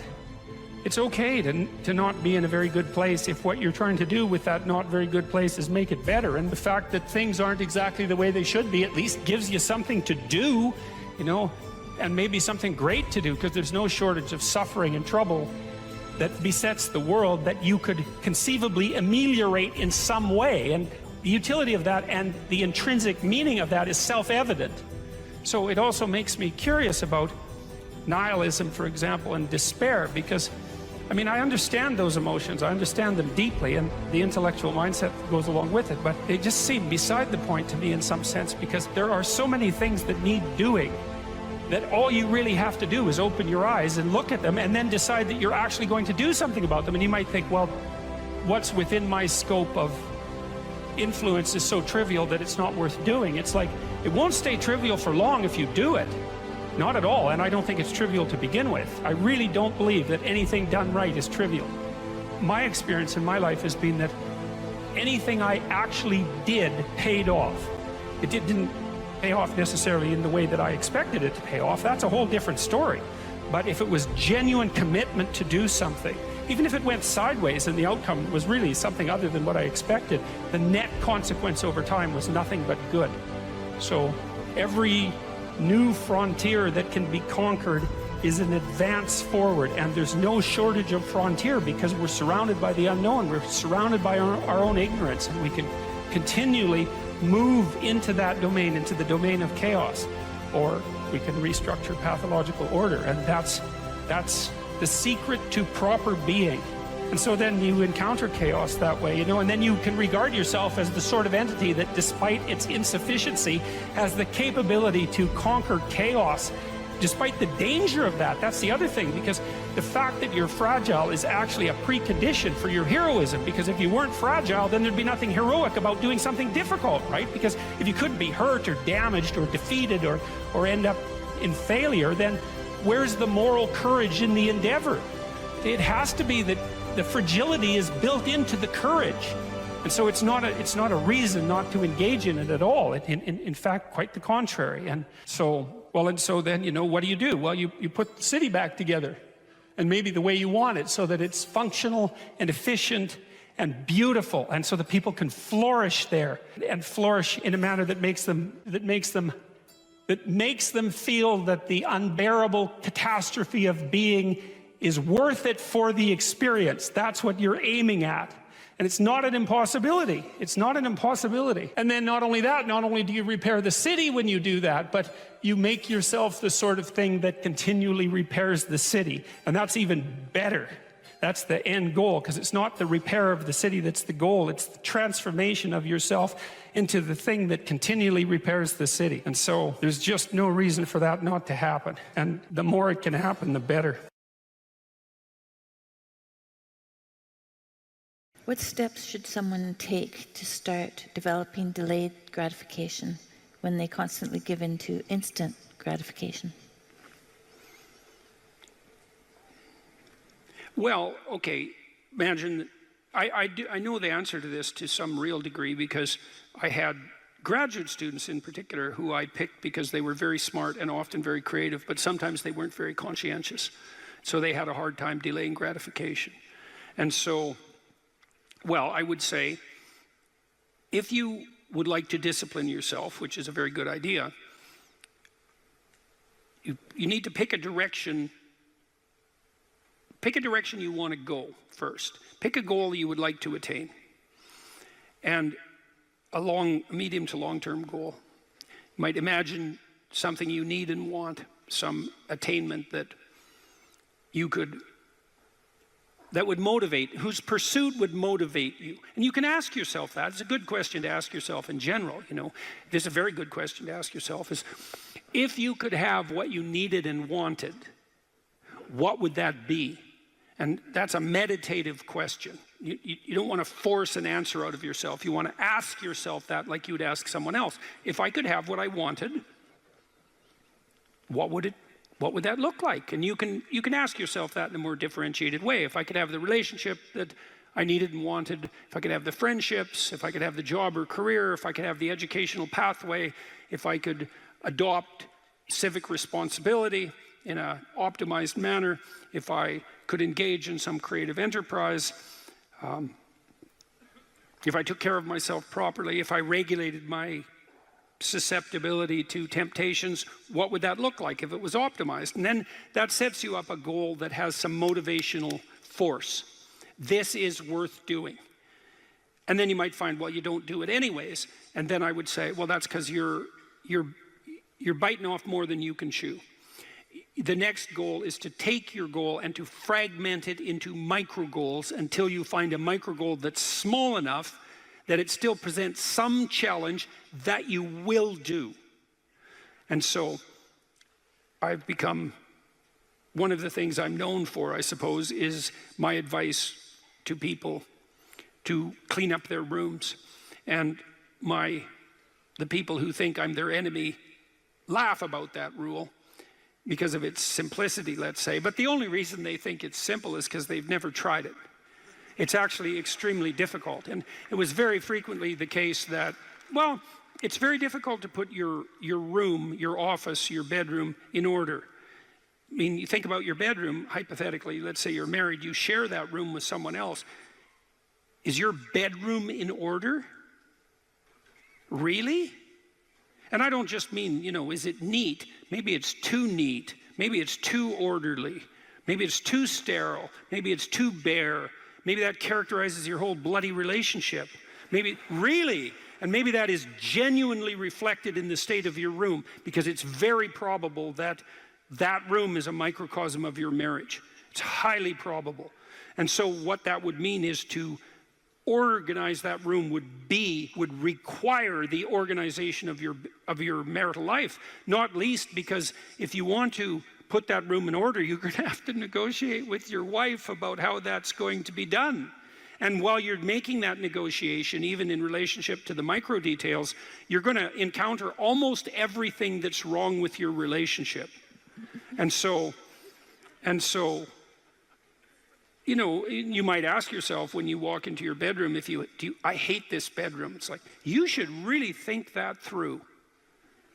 And then you need to think through what you would need to do so that you love that room. Or even more complexly, so that you both loved it. Because that's a tough thing to attain, boy. Because you're going to have differences in taste, you're going to have differences in orderliness. There's all sorts of things that you're going to have to negotiate in order to make that room you both inhabit jointly desirable. Anyways, you set yourself a goal, ask yourself what goal you want to set, and then break the goal down into steps that are small enough so that even someone as pathetic as you could manage them. And that requires a tremendous humility. I know it was frequently the case, for example, with my clients, that I would do an analysis of their situation in life, and let's say, just for the sake of argument, that someone was 30, living at home, in the bedroom they grew up in high school, in a complete bloody state of disorder, both moral and practical. And one of the relatively simple steps that we might agree upon with regards to moving forward is the person might think, well, you know, I'm 30, I'm really immature, I haven't taken any responsibility for my life, my mother still makes my bed and cleans up after me. It's like, well, why don't you just start with that? You know, because you're not going to just fix your life. Why don't you just try to clean up your room like you're a mature 14-year-old instead of a dreadfully dismal 30-year-old. And so, first of all, it's really hard for someone, even if they're desperate, to admit that that's necessary, right? Because it's so bloody humiliating. You mean, really, I'm so damn useless that my basic goal is going to be to clean up my bedroom? It's like, well, looks like it. And actually, it's worse than that, because then you ask the person, you negotiate with the person, they say, well, I'll try to clean up my room. Then they come back the next week and they say, I had one client, this was so funny, he's going to vacuum his rug. That was his goal for the week. He just had a child out of wedlock, and he was afraid that he was going to be a very bad father, which was a very realistic fear. And so he wanted to put himself together, you know, and so that's why he came to see me. And he lived in this squalor, and one thing we decided to do was that he could vacuum the rug, which he hadn't done for like 12 years because his mother would do it. And so it was so funny, it's so unbelievably comical. He went and got the vacuum, a stand-up vacuum, an upright vacuum, and he brought it into his room, but he didn't bring it all the way in. He put it in the doorway, leaning like this across the doorway. And then instead of vacuuming his room, he stepped over that bloody vacuum cleaner for a whole week and then came and told me that he couldn't do it. It's like, it's not surprising to me at all, because you think, well, that's such a trivial thing. It's like, if it was such a trivial thing, he'd have a clean room. It's not trivial at all. That chaos in his immediate environment was deeply emblematic of the chaos of his life. They were the same thing. And so for him to even begin the process of bringing order to chaos, which is a divine process, by the way, and the highest moral requirement, he had to face he had to be willing to face the catastrophe, the chaotic catastrophe of his life. And he hadn't done that for like 30 years. Why was he going to start that week? Just because he said he was going to? It's like, good luck. So what you do as a therapist in that situation is you just make the task smaller until you find a task so small, but still moving forward, that the person will do. So I might have said, I don't remember the particulars of the situation. I might have said, well, do you think you can get that vacuum cleaner? Do you think you could move it out of the doorway into your room? That's all you have to do this week. Do you think you can do that? And I'd say that and offer that without being contemptuous. Like, you have to be very careful about such things. And I know that this is more complicated than it looks. And I also know that the first step taken towards the domination of chaos and its transformation into order is a cardinal and difficult step. And so you can make it small, and that's fine. It'll still work. So I might say, well, just move the vacuum cleaner inside your room. And then I would also say to someone in that situation, don't do more than that. If the agreement that you've made with me and with yourself is that that's enough, abide by the contract that you've written with yourself and allow yourself to be grateful for the fact that you had the courage to take even a single step forward. And don't push your bloody luck, because maybe you'll have a brief fit and vacuum the whole rug, and then you'll be so annoyed at how you've destabilized your entire life that you'll redouble your attempts to make a mess, and the place will be more like hell than ever for 2 months. It's very probable that that sort of thing will occur if you break the contract you've set with yourself. The upside of this is, because you think, oh my God, that's so dismal, I have to start that low. It's like, yeah, probably, especially if it's a real difficult thing you're trying to sort out. You have to start as low as you are useless, and that's low. So, but the upside is that progress accelerates. It's not linear, and so if you take once you take the first step, the probability that you'll take a slightly larger second step increases, and that increases non-linearly. And so once you get the ball rolling, so to speak, once you start pushing the rock uphill, you can do it faster and faster. And so even if you have to start in a very humiliating manner, that doesn't mean that's where you'll end. One of the things that Tammy and I learned to do, and this was a consequence of me being trained as a behavior therapist, is, we'll just take an example that maybe I was trying to learn how to compliment her when she dressed nicely. And maybe the fact that I wasn't good at that was manifest in the fact that she'd put some effort into her dress, and then I wouldn't respond in the appropriate manner, and that would dishearten her. And I don't particularly remember that exactly happening, but it'll be a perfectly reasonable example. And so then she would be displeased. And then the question would be, well, is she displeased because I'm too stupid to offer a proper compliment? Or is she displeased because she's so needy and lacking confidence that she needs a compliment that would go beyond the ordinary? And the answer is, what the hell do we know? Could be one or the other or both. And so what's a possible solution to that? And one possible solution would be, okay, if you do put some effort into your appearance, or I do, we could reverse the situation, but if you put some effort into your appearance, and you would like to hear from me exactly the words that would reward you for doing that and provide you with the confidence to attempt it again in the future, what would those words be? You look good without a beard, dear.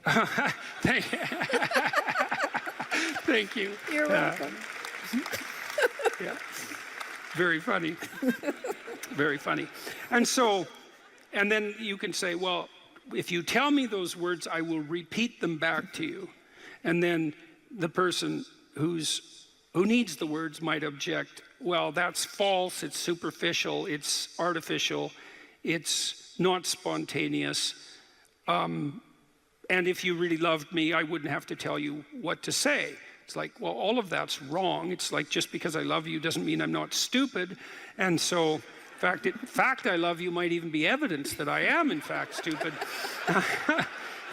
So like, help me out here. I don't know what you want, and maybe you could just tell me, and then I'll tell you what you want, and I'll do it stupidly and badly, but I'll be slightly better at it the next time. And maybe if you let me practice 50 times stupidly and badly, I'll get reasonably good at it, and then that's something that we'll be both good at for the rest of our lives. And that's something worth knowing. You know, if you imagine you're upset with your partner because they haven't delivered something to you, whatever it is that you want, and then there's two questions that arises, right? Are you just like immature and greedy and self-centered, or are they useless and incapable of delivering? And neither of you know, and you have to sort that out. And then you also, as the injured party, let's say, might regard it as a moral necessity on your part to indicate to your partner exactly what you want, is to tell them. Like, it looks to me like if you did this or said this, then that would satisfy me. And then you might say, well, is that reasonable? Do you feel that it would be reasonable for you to offer that? Would you be willing to offer that? Am I pushing you too far? Those are all things that have to be sorted out. And then you can practice that, and you can practice that with the resolution of every dispute that emerges. If you're willing to take to yourself the responsibility of communicating to your partner your conditions for satisfaction, it means you have to admit them to yourself too, which is also very difficult. And then you can help your partner take stupid incremental steps forward, you know, in the direction that you'd like to see expand, and then you can get better at that. And it's unbelievably useful. You can get better at how you have dinner together, or breakfast or lunch. Those things repeat every day, so they're very important. You can get better at how you greet each other when you come home. You can get better at the routine that you fall into, let's say, when you go to bed at night or when you wake up in the morning. All these things that repeat, you know, because that's your life, the things that repeat.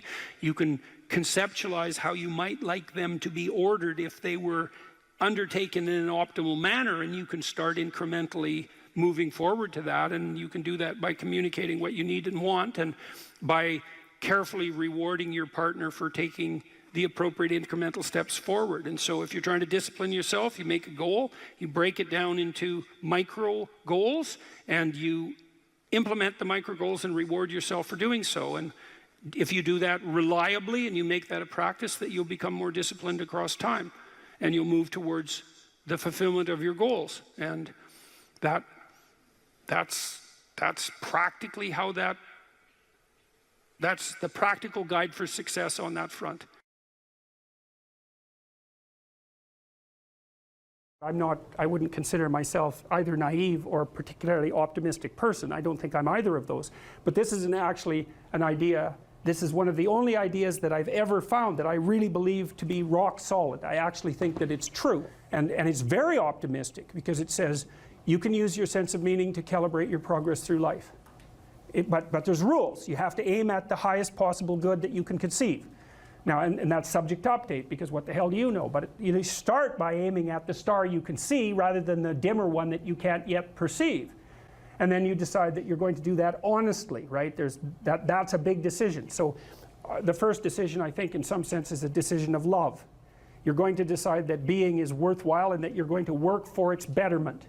And that's a decision that's based on love. And the second decision is based on truth. Having made that decision, you're going to play a straight game. Having made those two decisions, I think that you can allow your sense of meaning to calibrate your pathway.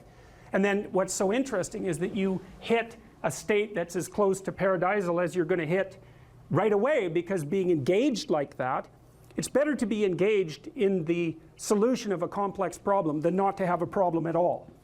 And that's no different than saying it's better for there to be being than non-being, because being is a problem.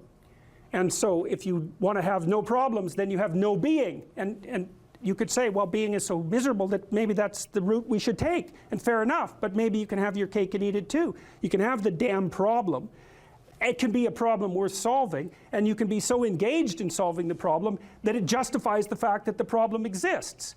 And then you get to have the problem and the solution at the same time, and maybe that's better than not having the problem at all. And I believe that, because one of the things I have seen, and I've seen this being so interesting when I've been lecturing to people, especially more recently, and this has also manifested itself on YouTube. I'm talking to people a lot about responsibility, and it's young men in particular that seem to be responding to that. And I think that's partly because I think that young women, in some sense, have their responsibility map already laid out for them. It's also less voluntary in some sense for women because they have more complicated problems to solve in the first part of their life, right?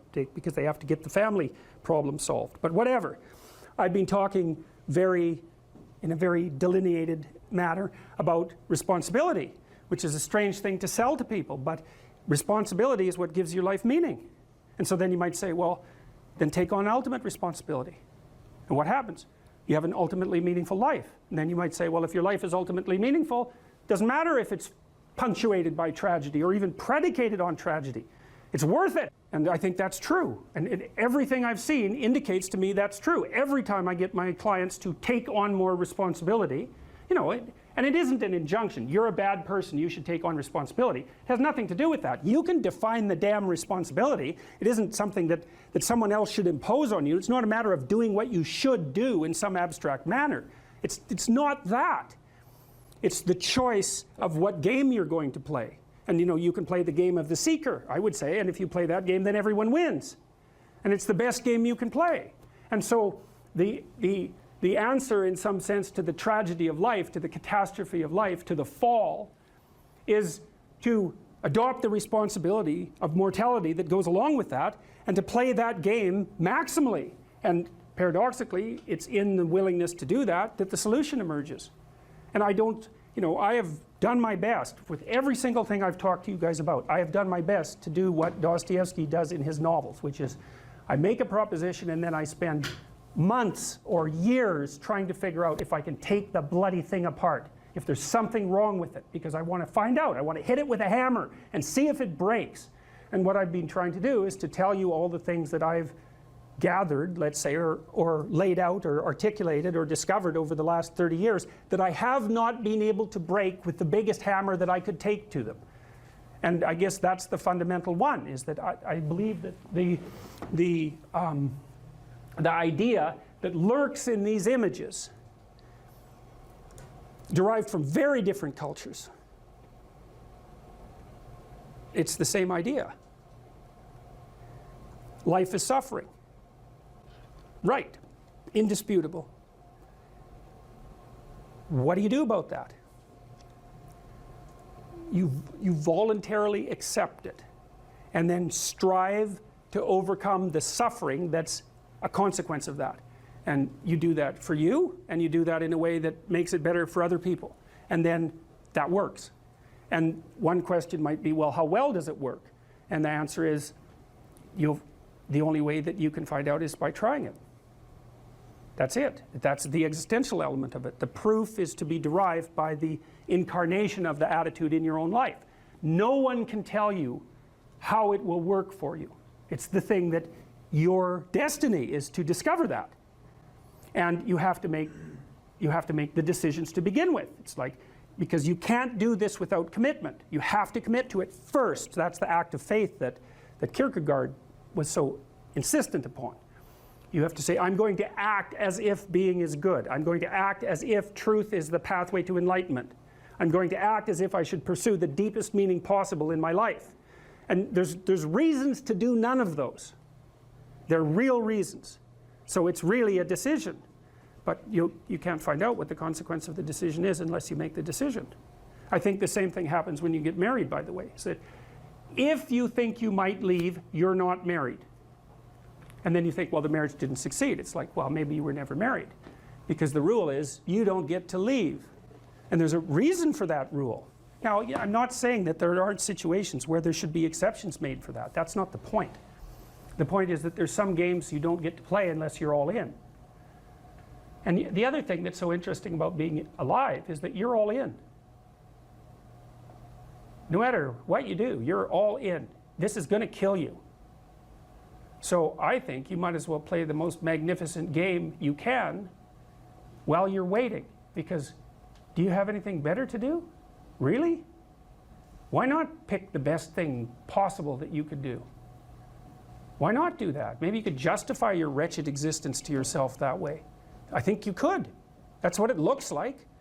You know, people find such meaning in the responsibilities they adopt, it stops making them ask questions about what life is for. If you have a newborn child, for example, like unless you're really in a bad way, psychotically depressed, or maybe your personality really needs some retooling, you stop thinking about anything but ensuring that that baby is doing well.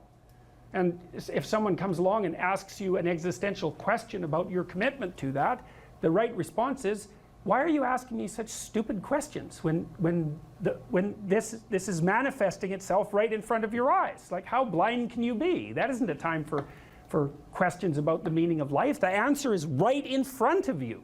And if you can't see it, it's not because life has no meaning, it's because you're blind. I mean, that's what the image of the Virgin Mother and the child is all about. It's like, what's the answer to the meaning of life? Here's an answer. It's like, well, I'm going to criticize that. Well, go right ahead. You know, it's like what you're like a what do you call that? A termite gnawing on a temple. There's no utility in that sort of criticism. It's blindness. And it's the same thing with regards to the path of the hero. It's like it glistens in front of you and you can criticize it. It's like, fine. Put the cart before the horse and see how far you get.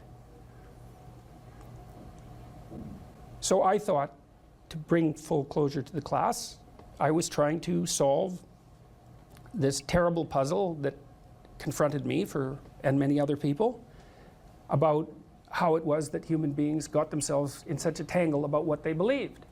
Such a tangle that we were pointing the ultimate weapons of destruction at one another, which, by the way, we are still doing. And I thought, okay, well, I understand that. We need our belief systems. They orient us. And that means there will be conflict between belief systems, and that can be a catastrophe. And that's being played out everywhere, again, in very many ways. What's the solution to that? Well, one possibility is there's no solution. It's just mayhem all the way around. Could be the case. But it seemed to me, as I delved into it, that the proper solution to that was to live properly as an individual, because you're more powerful than you think. Way more powerful than you think. I mean, God only knows what you are in the final analysis. You're blind to your own weaknesses, but you're also blind to your own strengths. And so then I think, well, if you got your act together, it'd be better for you, and instantly it would be better for your family, assuming they wanted you to get your act together, and not everyone does, and then it would be better for the community. It's like, how far could you take that? If you stopped wasting time, and if you stopped lying, and if you oriented yourself to the highest possible good that you could conceive of, and you committed to that, how much good could you do?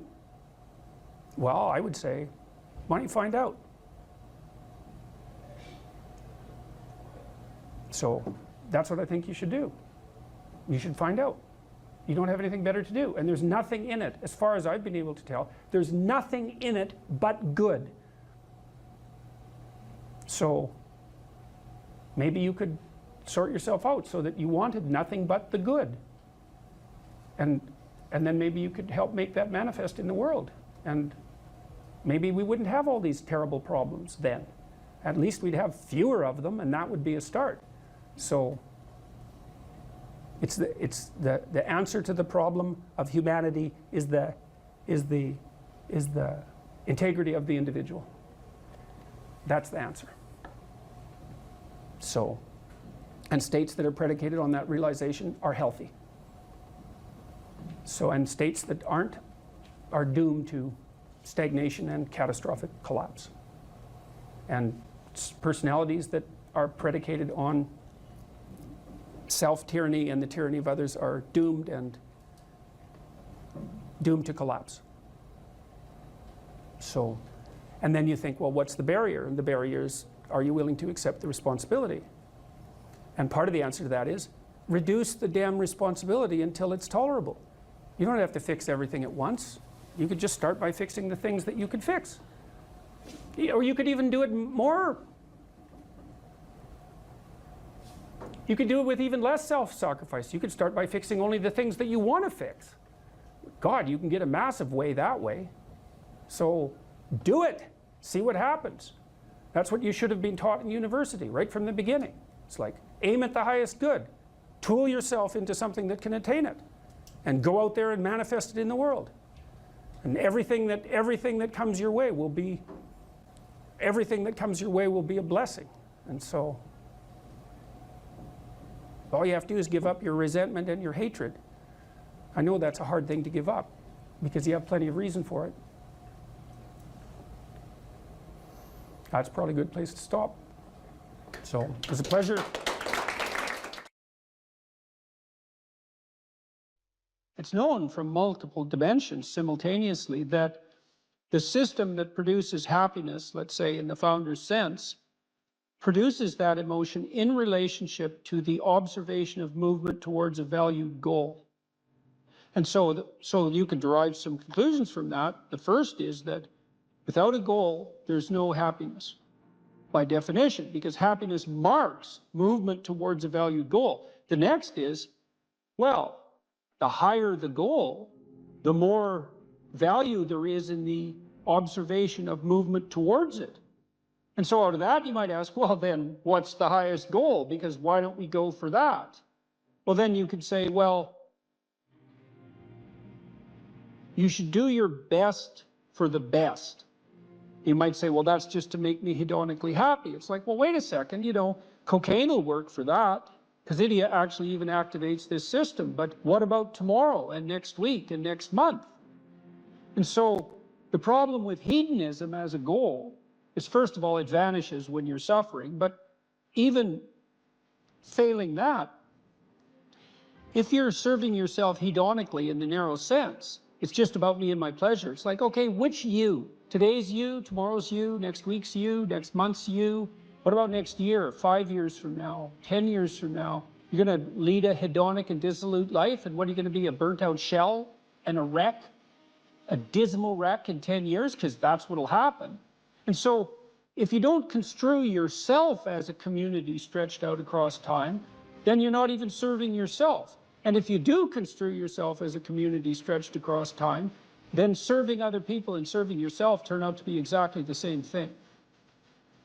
I just did a course on the Sermon on the Mount, and Christ, in one of the sections of that sermon, he says to people that you shouldn't lose your saltiness, you shouldn't lose your savor, and you're the salt of the earth, and without that salt, everything loses its flavor. And salt is a preservative, and it's a spice, and that's often conceptualized, that phrase, as referring to the salt of the earth, you know, the solid, reliable types who bear all burdens. But that is not what it means. I looked at a lot of different translations. I talked to a lot of people about that verse, and really what it means is, well, there should be some spiciness and unpredictability and humor about you. And there should be some play in the system, right? Because that's what stops you from just being the narrow, dead, past letter of the law with no spirit. There should be some snake inside the tree, right? There should be some fire inside the bush. Those are all ways of construing that are symbolically equivalent. There should be some dynamism in you, and a fair bit of that's associated with, well, enthusiasm. That's fun, but enthusiasm means to be imbued with the Spirit of God. That's why people like comedians so much too, because that's what they do. And so you have to leaven the duty with humor, and your book does a lovely job of that too, because your book, which is a very conservative book in the best possible way, and is a call to duty and responsibility, but you constantly return to themes of both stoicism and humor, which are tied together in some sense, you know. I was just in Newfoundland for the last week doing a documentary there, and Newfoundland's a rough rock, and it's beautiful and harsh. And the people there are tough and resilient, man, because they had to be. And Newfies have a great sense of humor, and they're always making fun. And that's a necessary leaven, right? That ability to deal with serious matters in a with a light touch. And it's something I'm trying to learn to do more and more, even in the most serious of conversations, you know, because if you're a master, you've got both. You've got that light touch and that sense of humor. You really see that in military people who've been through rough situations. When you see someone in the depths of genuine suffering, hopefully what you're trying to do is to throw a lifeline. And one possible lifeline is compassion. And that's probably the right lifeline to throw an infant, you know, who's suffering. That sort of overwhelming compassion.